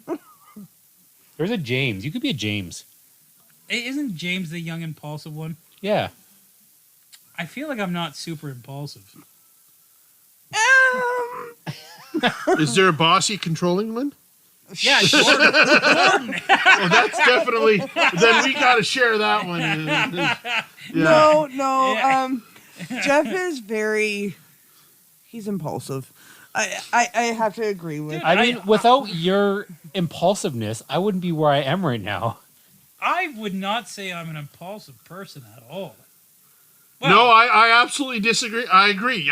You are not impulsive. You are, to me, generally an overthinker. What I do, I plan. I've got two types of planning. You need to He understand. plans to plan, and then he plans. I make plans 5 years in the future and 5 minutes ahead of me, and I don't make any other plans in between there. Either it's 5 years in the future or for the next 5 minutes. Michael Shannon coming on, the White Death. Fucking love it. He was really good in Alien Covenant. So if One he of the likes to alien ones, I plan can't remember, everything, but- he could be Sir Topham. Sir Topham? I do like There's my a hats. visual Topham there. hat, yeah. I do like my hats. I kind of look like Sir Topham hats. I got that round look to me. I have no idea who these people are. So, Well, he's the only. well, no, I seen not the the only, picture, but but He's I, the only human. The human, yeah. He's not I the don't- only, but he's the human, yeah. At least I'm not a diesel. Logan never got into that sort of stuff as a kid. But making him Sir Topham too also means that he's the only person in the room that talks to inanimate objects, But they talk back to him, though.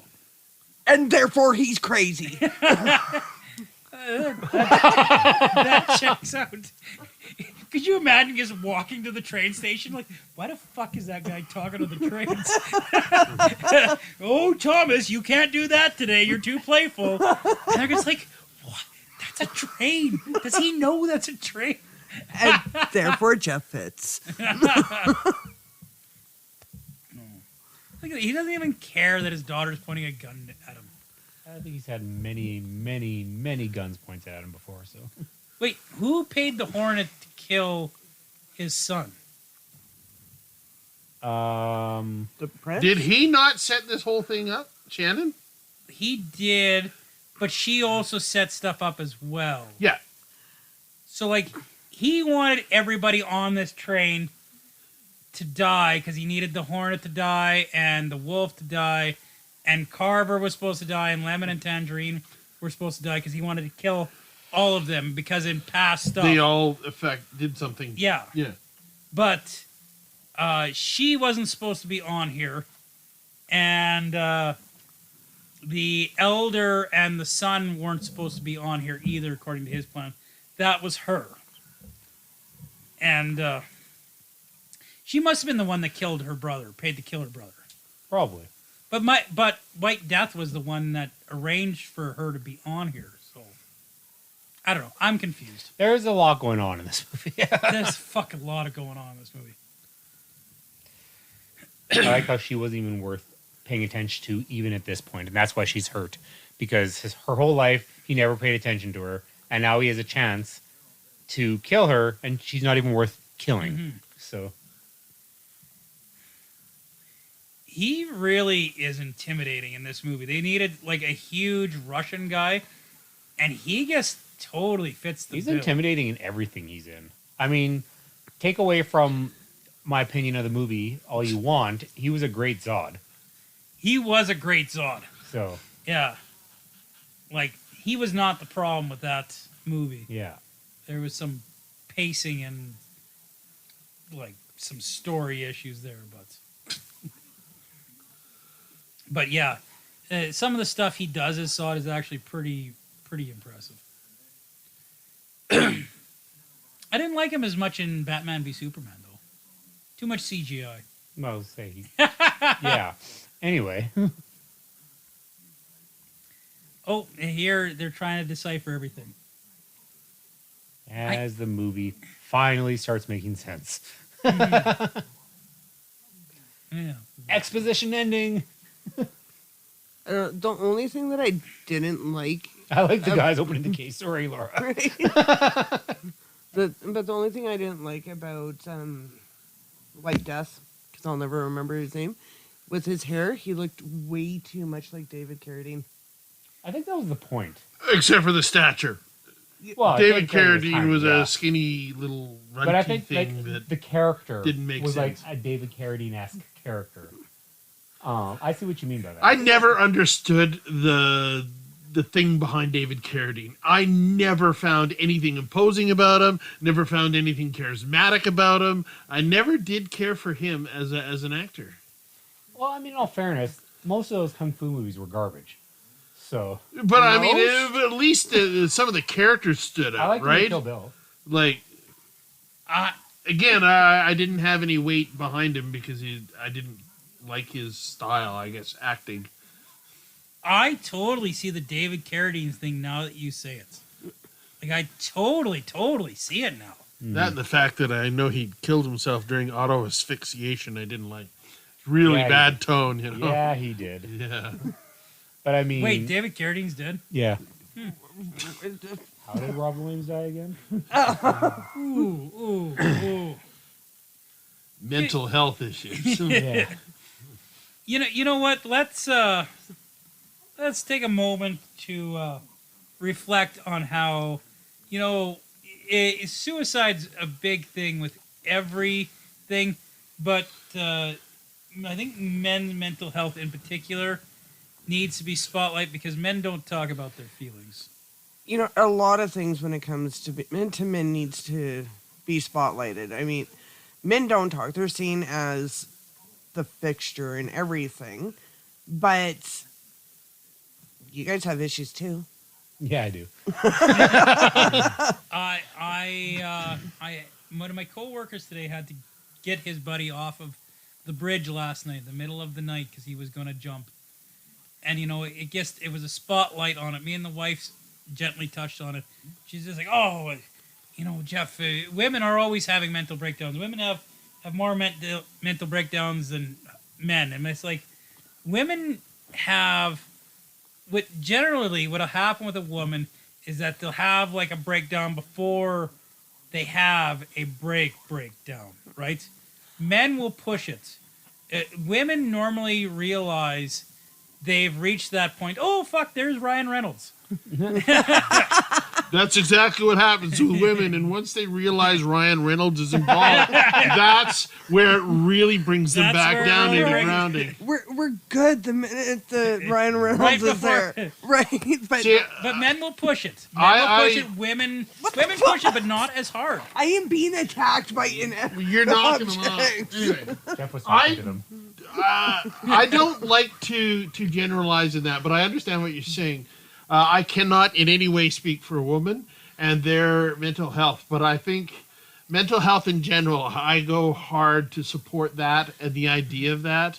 I know statistically men are more likely to, and I know statistically in the past, we have that old manly man, suck it up and deal with your own issues, fuck off shit. And it is important that we need to talk about why. Men need to understand that you got to find somebody to talk about. You got to find somebody to hash it out. And it troubles me when I see these people that bury it down, and it's just going to explode in the worst way. Well, see, that really takes us into the stereotyping too between men and women, because growing up, like, I have one brother. There's 5 of us. I've got one brother, and Poor even soul. right, the poor There's bastard. 4 of you? There's And he didn't end up gay? no, he didn't. Sorry, I'm all for LGBTQ+. But he also doesn't have any children because I think he's afraid to have any like us. I'd be afraid too. Can I quickly go off the rails for a quick second to go back to the movie? They just played a Japanese version of Hero, Yes, and it was amazing. I was just like, Holding up for a hero, yeah. I don't want to interrupt this moment. I know. I'm gritting my teeth. I'm like, this is such an important speech you guys are making, and I am wholeheartedly behind you. And But there's God like damn it! There's this badass sword fight going on a bullet train speeding away with a Japanese version of I Need a Hero. It's like all sorts of fucking awesome. Never in my life have I sat here during the real life opinions, gritting my teeth, wanting to say something while somebody else is rambling on. Well, again, I respect the subject matter too much to want to interrupt it. So right. Oh, I'm biting my tongue all the time. I don't. I want to flat say out something. just say something. Corey's filter is broken 99.9% of the time, Yeah. and that's why we get along so great. Yeah. Lemon did an amazing drop kick there, by the way. I don't think that was Lemon. That was Stunt Lemon. Well, And he probably goes by Lime. Are you going to tell me they're not fighting on a real bullet train going 300 miles per hour, too? Oh, I Way to think ruin the movie. there's a difference between Brad Pitt and Aaron Taylor Johnson presenting their stunts.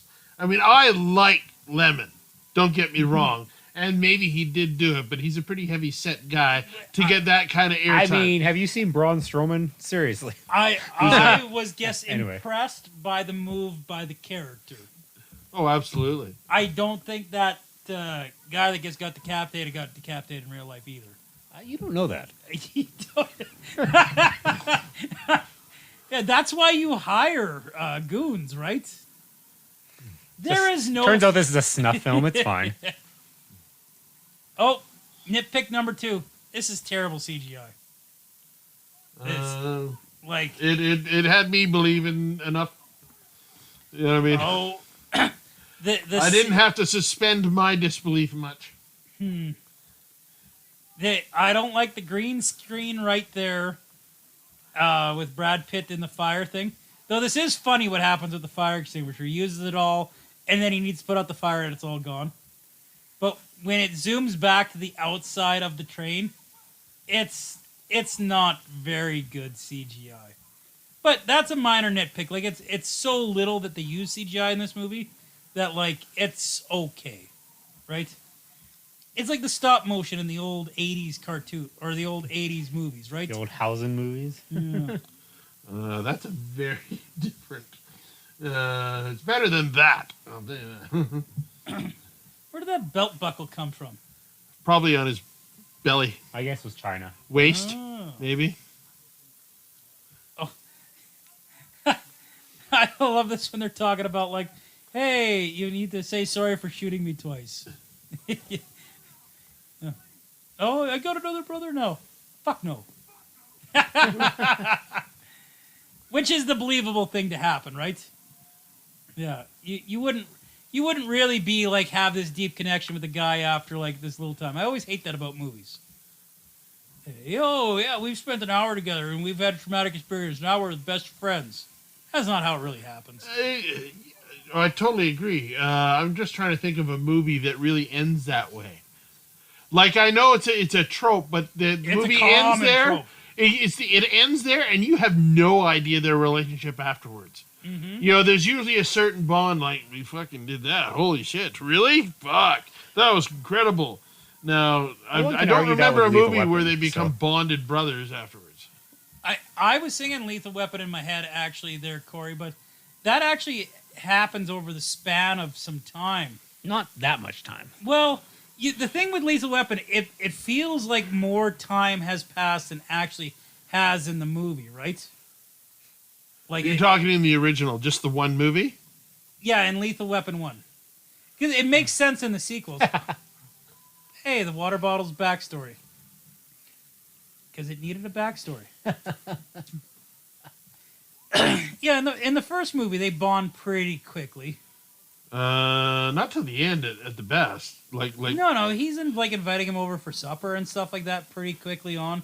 Well, And no, they hate each other right at the beginning, and then it's a pretty quick turn of events. Like, well, it's 3/4 of the movie before Murtaugh really embraces Riggs. I think that movie takes place over the process of a week, Yeah, I don't know what the time frame is. or even less than. I don't think it's not until his daughter gets taken that Murtaugh really, makes that connection. Rush Hour, To me. Rush Hour is a movie like that. I want to say Beverly Hills. Most buddy cop movies. Oh, yeah, all buddy cop movies are just like. Well, no, they were buddies before in a lot of buddy cop movies. Or But- like 48 Hours. 48 Hours was never like that. Like, I don't remember, like, a lot of buddy cop movies, they were friends before, but they're bickering friends. You know what I mean? Well, his examples, like for example, Rush Hour, etc., they were not as well. I don't remember that. I vaguely remember it. Yeah. So that's why I said most. I didn't say all. So yeah. I don't know. I'd have to revisit it and see how much of the movie it does. On an unrelated note, we are in October now. So after this, we had some discussion that Laura and I are taking over the reins for the month for picking of movies. I'm so happy. So, But you guys have to do a discussion topic next week for me. Yes. That's the only thing. And it's kind of up your guys' wheelhouse. I fully think Corey and I can make a complete podcast out of that subject. See, Corey and Laura are horror fanatics. Is that the term for you guys? sure. Sure. Horophilias? Horror. We'll go with horror fanatic. Fans of horror. Yeah, fans of horror. So horophilia makes me sound dumb. I mean, anyway. Corey! So, next week we're going to do why you guys love the murderer or the killer or like the creepy horror The guy. antagonist. Well, not even so much just antagonist. Horror film antagonist, right? Like, why do you guys love... Well, I mean, that's what I mean, though. Yeah. why do you guys love the Jasons, the Freddys? That's what we're going to do next week. Because we're mentally unstable. Correct. And if Mike comes, he's going to explain why he doesn't like them, I guess, or why you shouldn't like them. Well, no, if you love the dynamic of a antagonist and the place they hold in a movie, that's awesome.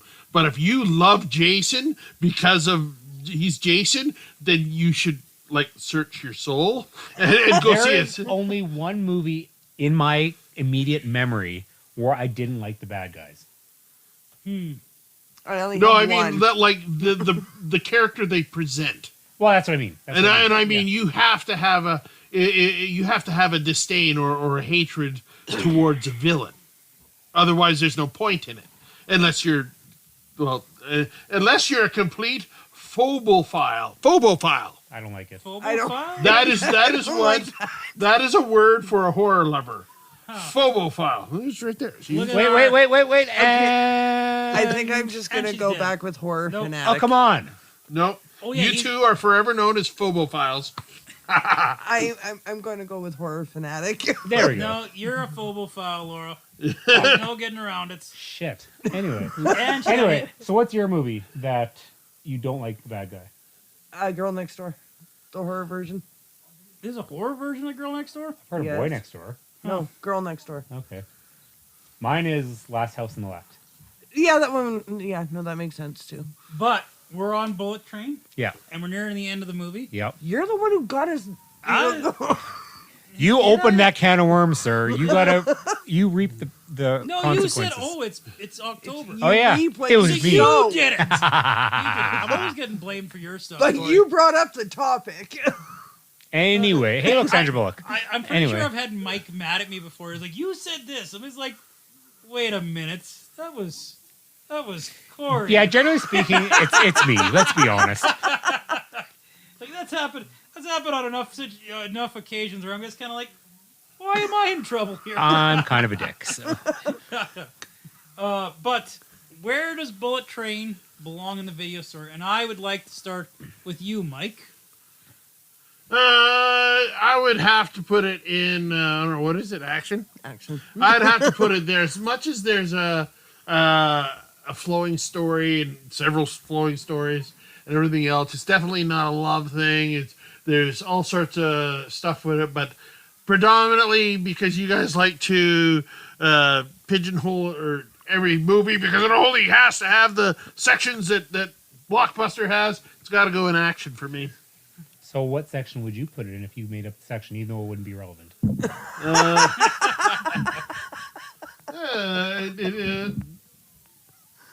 In this case, it's an action drama.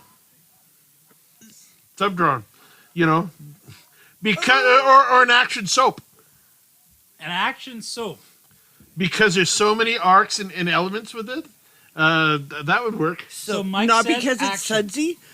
as like soap opera. Okay. Like Walking Dead, like Lord of the Rings, or no, King. What's that new one? Power of the Rings.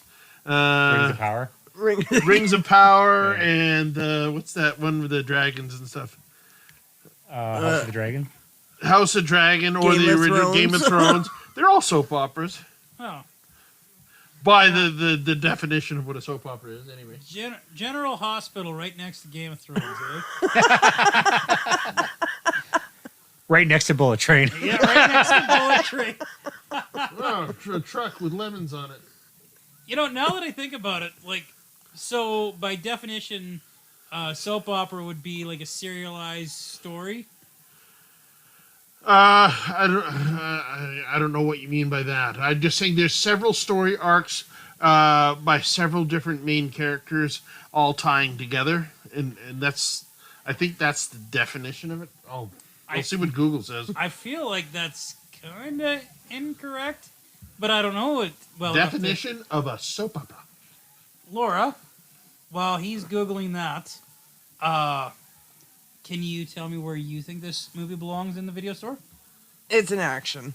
It's an action? Yeah.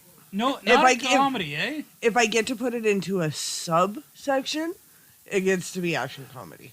We're going to make this thing really messy here with these sub things. So the Yeah, main that's not lasting characteristics after tonight. that define soap operas are an emphasis on family life, which that has, personal relationships, which it has, sexual dramas, which it doesn't have, emotional and moral conflicts, some coverage of topical issues, sets in familiar domestic interiors with occasional excursions into new locations. So It's pretty every solid. fucking movie on the planet. No, no. I feel like this thing covers very few of those boxes, to be It honest. covers them all, other than the sexual whatever. Yeah. It takes place in one general location with very few going out. Family life, father, daughter, brother, personal relationships. It has all that stuff. So does Jurassic Park, I guess, but Where's the? I don't know. It doesn't have that element. Serial drama performed originally. No, that's not right. it's not a serial drama. No, It's one. What long is the thing. criteria for a soap opera? I read that. That was the first one, according to this. Okay. Which that hit Yeah. all of them except for the sexual part. And it says familiar setting, Bullet Train, and It's all Tokyo. familiar to each other. They're all familiar, other than a few times. I It don't know said, I don't know if that's what that definition means.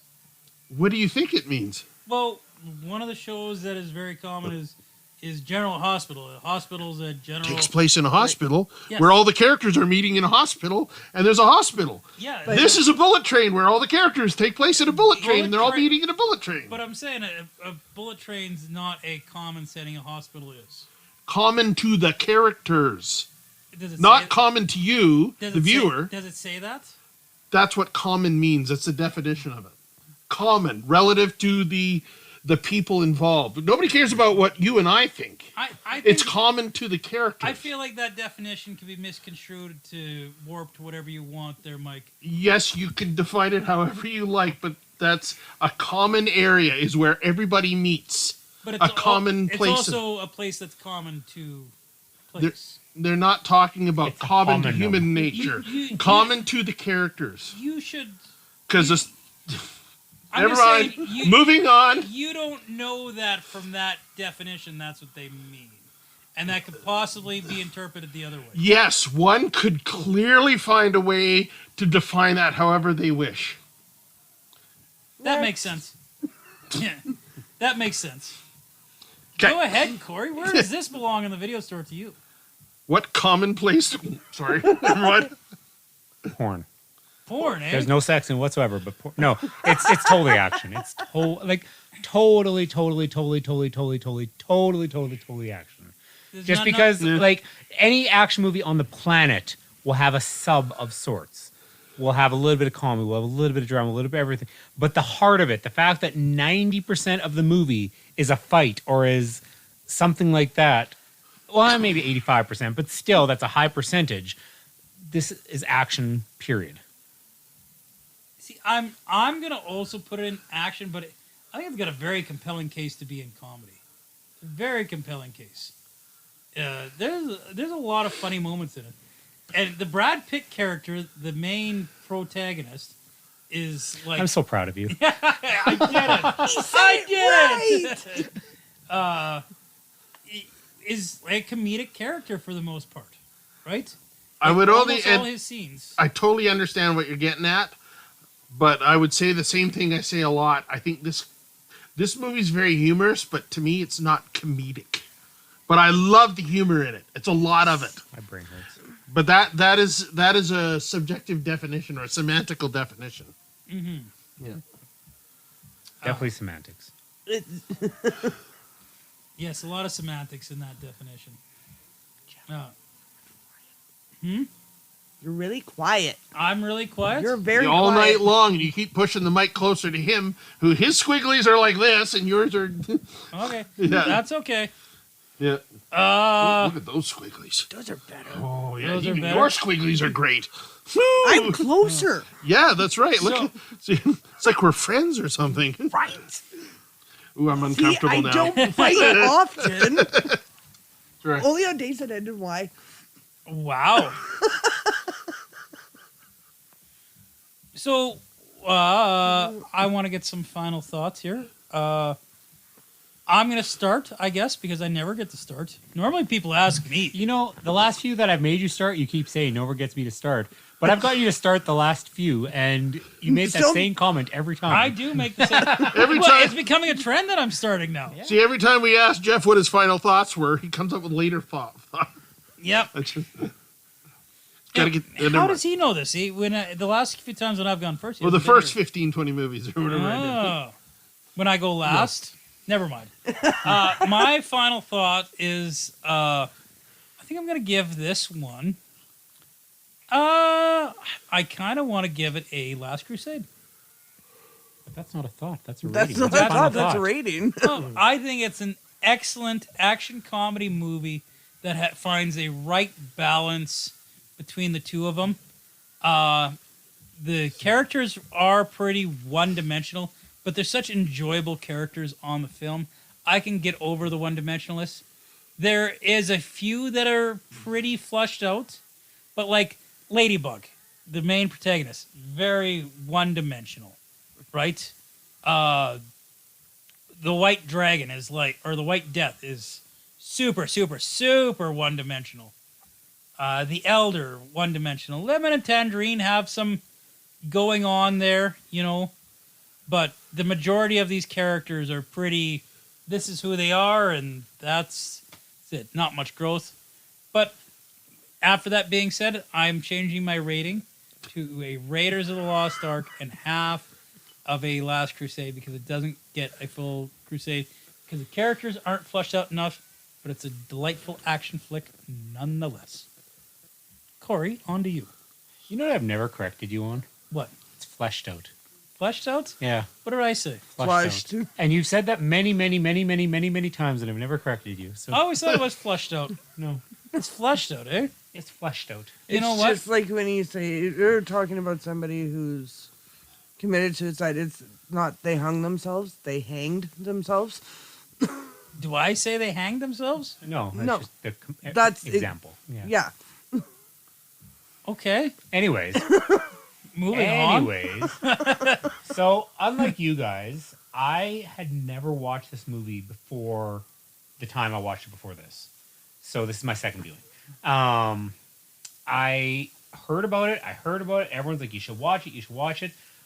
I'm going to be honest. 99% of the time when I'm recommended a movie, I don't watch it. I'll watch it when I want to watch it.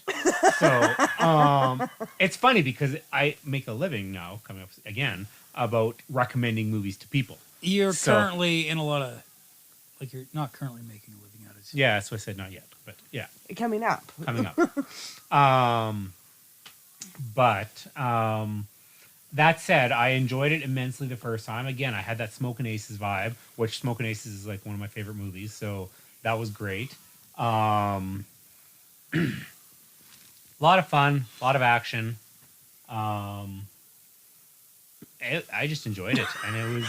I'm glad I watched it a second time. I honestly think I caught most everything the first time. So when you were saying about things you caught the second time, the two of you, I'm like, no, I knew that. So maybe I just watched it hard the first time, but regardless, You watch movies harder than everybody else does. Eh? yeah, Watch hard. Sounds like a action cop movie. doesn't it though? Not really. But anyway, I would say this is a solid 4.25 for me. That's a pretty good rating. Yeah. Yeah. That's right along the veins of what I gave it. Pretty close. Just before we move on, the idea of fleshing something out derived from opening one's clothes and exposing the genitals suddenly, and usually briefly in public. So now we're all fleshed out. There's alternate definitions. Probably. But that's what Google came up. Did you go flesh out or fleshed up? I still think I'm going to call it flushed out. Maybe after that you should. I actually like flushed out better now. You're sitting beside me, so if you start opening those clothes, I'm gone. So. We better keep going around the room. Laura, what's your thoughts on Bullet Train? So, like Corey, yesterday was the first time I watched this one. Mm-hmm. Today's the second. I didn't catch the ending yesterday. We all know I get bored easily. But... Sorry, did you say something? Right. But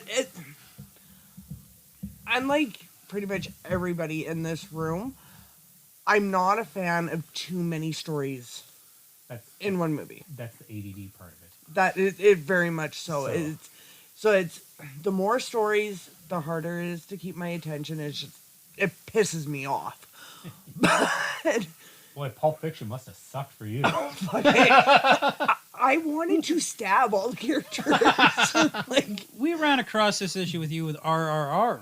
Yes. That movie did not keep your attention at all. No, right? too many storylines. Mm-hmm. So, but I fought and I watched it, except for the ending. I was very proud of myself. But go, Laura, go! Right, I can do it. But so all the characters, like you said, very one-dimensional. Not anything wahoo about any of them. Even Brad Pitt's character, it wasn't anything wahoo. So overall, I'm only gonna give it a 3 out of 5. Mm. Just because, for me personally, it was too much going on at one time. That's fair. That's fair. My turn? Your final thoughts, Mike? I don't disagree with anybody in the sense that, but I think the intention of what the movie wanted to be and how it presented itself. It gave us the most important dimension of each character. Each one of those dimensions linked well with the other dimension of the other character, and I thought they did a phenomenal job with the action. We can all find nitpicks and everything, but this is a pretty high-end movie for what it was. It was really so much fun, and I loved it. So what are you I'm not gonna giving rate it a rating. Oh, I'm not okay. doing that. That's another Just reason love why I it. came tonight, because it's in that Wolverine and Deadpool thing. It was just a fun movie, and I recommend checking it out if you like action comedy dramas, because it's really cool. So, Why don't we do it this way for you, Mike? Instead of you giving it a rating, give it a thumbs up type thing. You give it a 1 thumbs up because you got to check it out, and you give it a 2 thumbs up because it's high quality. I felt like I said that in different terms, but yeah, absolutely. You're giving it it a- absolutely you're giving it a one- fantastic movie. I recommend everybody to watch it. I don't need a literal snap. There we go. Wow, we were so No, I highly recommend I was going to say, you action two are comedy. quiet with snapping, like, holy. Like, Corey and I can snap. Like, I've snapped over the years too much. I'm over snapped his fingers. My unusual talent used to be that I can snap off every orifice of my body. Yes, every. Okay, I'd rather be orifice. what a phebophile. Phobophile. I'd rather be a phobophile than an orifice I'm sure there's a snapper. movie that, there's that in. So. Yeah. And Laura's lost it. The She's problem done. is She's done. She's picturing it now. What a phobophile. I didn't know this was a vibrating couch, Jeff. Put another quarter in. It's starting to wear it down. Oh my! Oh, it feels so good. Oh, settle down, you What is two. happening over there? I'm on a vibrating Put your hands couch. off That's all each I other. know. All that leather moving around like that, my God. Boo. Oh, on that note, we got to start wrapping this thing up here, guys. It's normally the part of the night where we ask what's going on in everybody's world. I know Corey and Mike have some exciting news, both of them. So I'm going to start with Laura. The whole lot of the exciting news. Have you calmed down yet? Mike and Corey have exciting news, so Laura gets to go first. Yeah, wow. You got to bring everybody down here. You got to bring everybody down, Laura. I don't know. There's like really nothing going on. My world's settling down. It's scary. Good for you. I'm happy for you. How was your vacation? It was amazing. Where did Chelsea says hi, by the way. Oh, I love myself some Chelsea, right, Corey? Absolutely. Yeah. Right? But Chelsea, we hope you're listening. We love I've you. been to Chilliwack, and we both agreed I get to claim her. She's mine. Did you go? You know what? I'll fight you. Don't we have a band? You can totally fight me, but we agreed she's mine. Did you go to Castle Fun Park while you were there? Yes, we did. Yeah. And I bought the most expensive fucking stuffed animal in the world. I have not been to Castle Fun Park since the flood happened over there, and I haven't seen the work they've done to it. So it's looking really good in there right now. You can see which attractions for the mini golf were completely destroyed. Like the octopus is gone right now. But they've got the bumper cars up and running again. And they've actually moved the majority of their video games up onto the second floor. Well, that keeps them. I do believe a lot. No, they were down lower. There was a bunch upstairs, but there was a bunch down lower too. So. Yeah, so they've got the kids zone downstairs. But for the most part, all their video games are upstairs. It's all cramped up there, but it works out. Did you also get the chance to go to Cultus Lake, perchance, while you were there? No, unfortunately, it was raining on Wednesday and Thursday, which would have been the days that we went out there, but so we didn't get to go there. We did, however, find Sasquatch. Did you also get the chance to go to Cultus Lake, perchance, while you were there? We did, however, find Sasquatch. Oh, did you? We found Sasquatch. You must have went down the southern path. Where you found Sasquatch. Yes. Yeah, we went down through the Crow's Nest Pass. Yeah. Oh. And then, yeah, other than that, so yeah, it was 20 years that we celebrated this year just to promptly come home and for me to kick him out, and he's gone for 10 days. Well, I think we can all give a real life opinion. Congratulations for 20 years, you guys. 20 years. Good job. Good Thank you. job. Yes. Good job. Good job not murdering Mark. Damn it. Because you know if there's going to be murder, it's her doing it, not him. So. Yes. Okay, we both have divorce packages, just so you know. That, all right. I only know where all the swamps are in Alberta. You know what? I do not have a divorce package. Is this something I need to get? Me neither. Apparently, it is something that you need to get because Mark's divorce package, if I ever told him that I was going to leave him, then the cops would be showing up and he'd be saying, I don't know where that crazy bitch is. You want one of tomato? Because his divorce package is a shovel and a pack of tomatoes. Okay. Well, let's move across. Let's move across the couch to Mike over there, who's what is he playing? Angry Birds over there? What's he doing? No, I'm checking in on all the stuff that's going on in my life. Okay, moving on to Corey. We don't have time for this. We want to get out of here. Decent time. My God. Yeah, I need to go home and make myself dinner. So, anyway, Infinite Imagination is doing Infinite Imagination stuff, and it's awesome.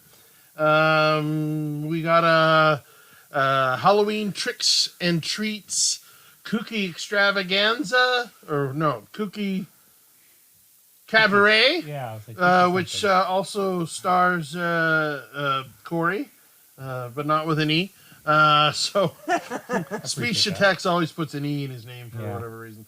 Anyway, we got that on Halloween weekend. Recommend everybody checking that out.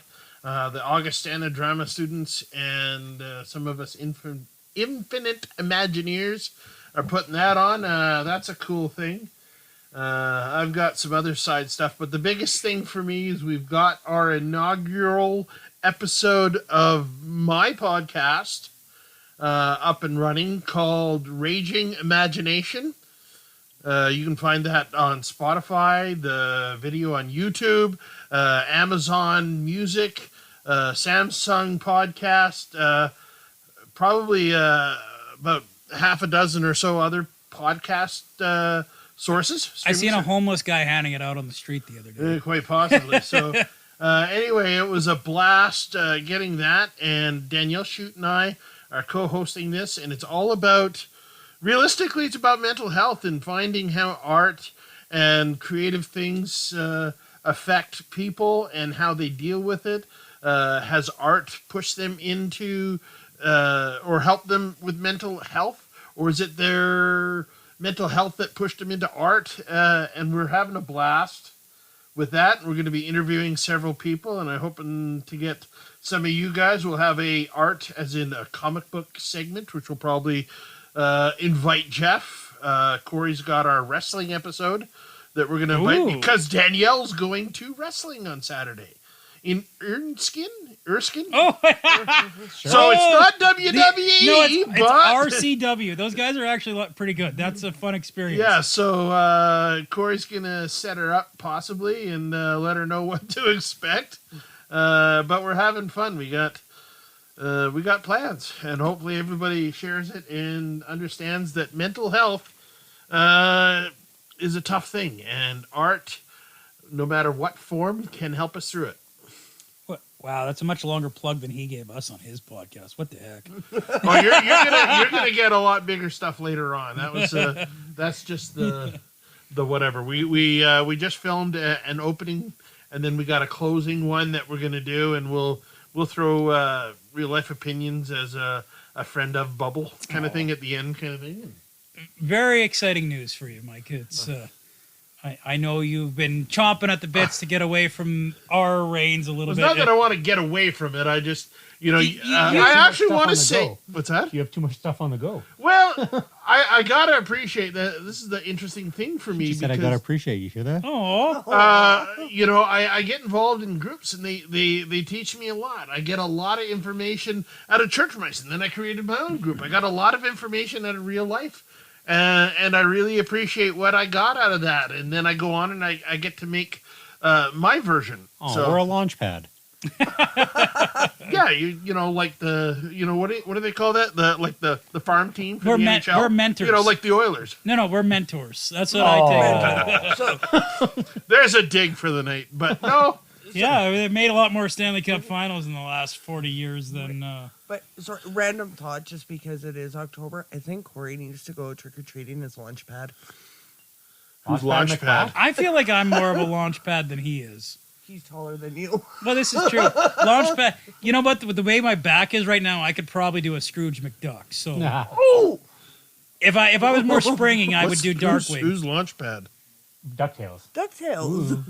Oh, sorry, I was an adult when that came out, so it wasn't my thing. Okay, no, God, you're you- the DuckTale generation. That's right. Yeah. I just Every day didn't- that I've been making. I knew of them. I was more of a Darkwing Duck guy. He was in Darkwing Duck. Jeff could totally be Darkwing. Launchpad was in Darkwing Duck. Launchpad was the second guy in Darkwing Oh, was he? Duck. Yes. Oh, okay. You said DuckTales. Yeah, he was Yes, in he DuckTales. That's was what in started. Darkwing. Yes. Oh, okay. Oh, okay. That's like And then okay. Darkwing Duck was a spin-off of DuckTales. But Wait Jeff a could- minute. Okay, wait, that makes sense. Back up a second here, Mike. You didn't watch DuckTales because you were an adult, but DuckTales came out before Darkwing Duck? Oh, I just remember Darkwing Duck. That's all I'm saying. Because he was related.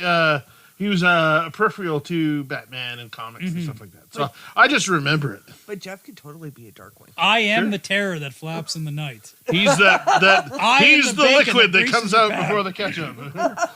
Or is it the I love mustard? What is it? I can't remember which one it is. They're both annoying. The liquid, I mean, not you. I'm sure. Oh, now Corey, I know you got some exciting news as well. No, I'm good. Just kidding. Okay, good night, everybody. Let's get wrap it up. So, thanks to some coaxing from a great friend of mine who happens to be sitting to my left, I decided to partner up with the database in Tofield, and he's godfathering the thing, but I will be owning and operating my very own retro movie, game, and collectible store. Did he make you an offer you couldn't resist? You made me like I went to him, and he had nothing to me. I went to him. Mm-hmm. So So you made him an offer yeah, you couldn't resist. yeah, Okay. basically. So you're like the god. I am Marlon fucking Brando. Huh. So, if it was his good friend to his left, wouldn't that make Jeff the godfather of this whole thing? I made him an offer he couldn't refuse. No, Oh, Jeff, no, he's your Jeff fairy. is my muse. Jeff Like is my Jason muse. Mewes? Yes, kind of. No. Fuck. Mother of fuck. Motherfuck. Short noise. But yeah, so we're hoping to have a soft open sometime in late November with a grand opening on December 2nd. There'll be candy. There'll be a whole shit ton of movies, a whole shit ton of retro games and consoles. Like I said, some collectibles, some pop figures, just everything you could want. And this town was sorely lacking in. So I think it would be an amazing success. I know I have the support, whether it be physically or mentally, from all my guys here. So I really, really, really appreciate all of you. You've all kind of made this. I take parts of you into my mind when I'm doing this because you've all made an impact one way or another on me. So Even Laura, like she's psychotic over there. that's why we get along. You gotta have something in common with me. No, Laura might, between Laura and Roger, they might be my candy godfathers. So Can I make the offer you couldn't refuse thing again? No, is it played out? That joke's played out. I didn't It's done. even It's really. over. Let Well, it go. no, I kind of offered to help with the candy thing, and then it was more a case of just let me help you. And by help, let me do it. Get hands off the phone. No, let go, and give it to me. Right? Hand it over. I really feel like since Roger closed up shop in the video store, that we have been needing this in town again. Yeah, You know- and I do this out of sheer respect for Roger because I love Roger. So there is not me doing this like, oh, I'm going to one up what Roger tried. No, that is not my mindset at all. So this is me acting out my passion. And again, like I said, getting the inspiration from all the people that made an impact on my life. So You know who you need to get in contact with? Just sidelining into your candy and everything. Get a hold of Prairie Kettle Corn. Oh yes, Big yes, seller. you need to do that. I do want pop. I actually was thinking of just buying fucking no-name microwave popcorn and then just selling the packets. I know you're not allowed to do that, but Okay. yeah. So I'll give you a little bit insight on that one too after. okay. So, I guess this is the first time I've had something for these things. Because normally I guess like talk about like city stuff, like conserve your water, but that's not really a me thing. With Corey starting the database, we recognized the need that there needed to be a change with the mini blockbuster. We didn't want there to be a conflict with Corey owning a used video store and getting free donations.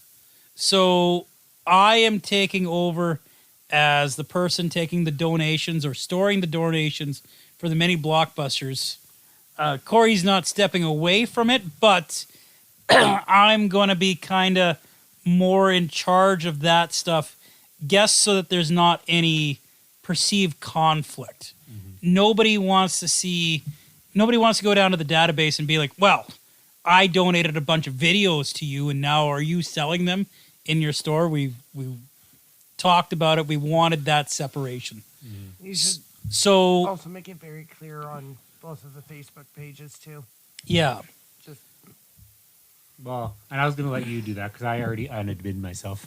Oh, I didn't realize you unadminned yourself. Yeah. I realized you made me an admin, but Yeah. I Laura's should an accept admin, that I think then. Mike's an admin and you're an admin and that's it. And I said I unadmin myself. So I can't do anything now if I want except for maybe make a post, I guess, but it won't be an admin post. So we'll make you like a moderator or something like that. Yeah. So it's kind of it's kind of a bittersweet decision, eh? Mm-hmm. You're still gonna have you're still gonna be heavily involved, but you're still the mini blockbuster guy, right?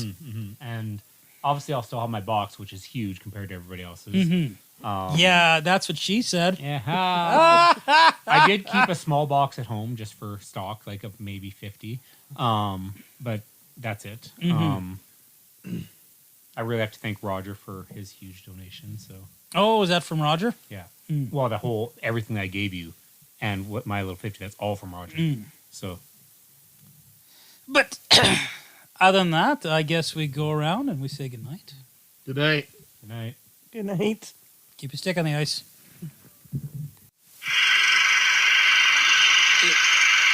Is that it?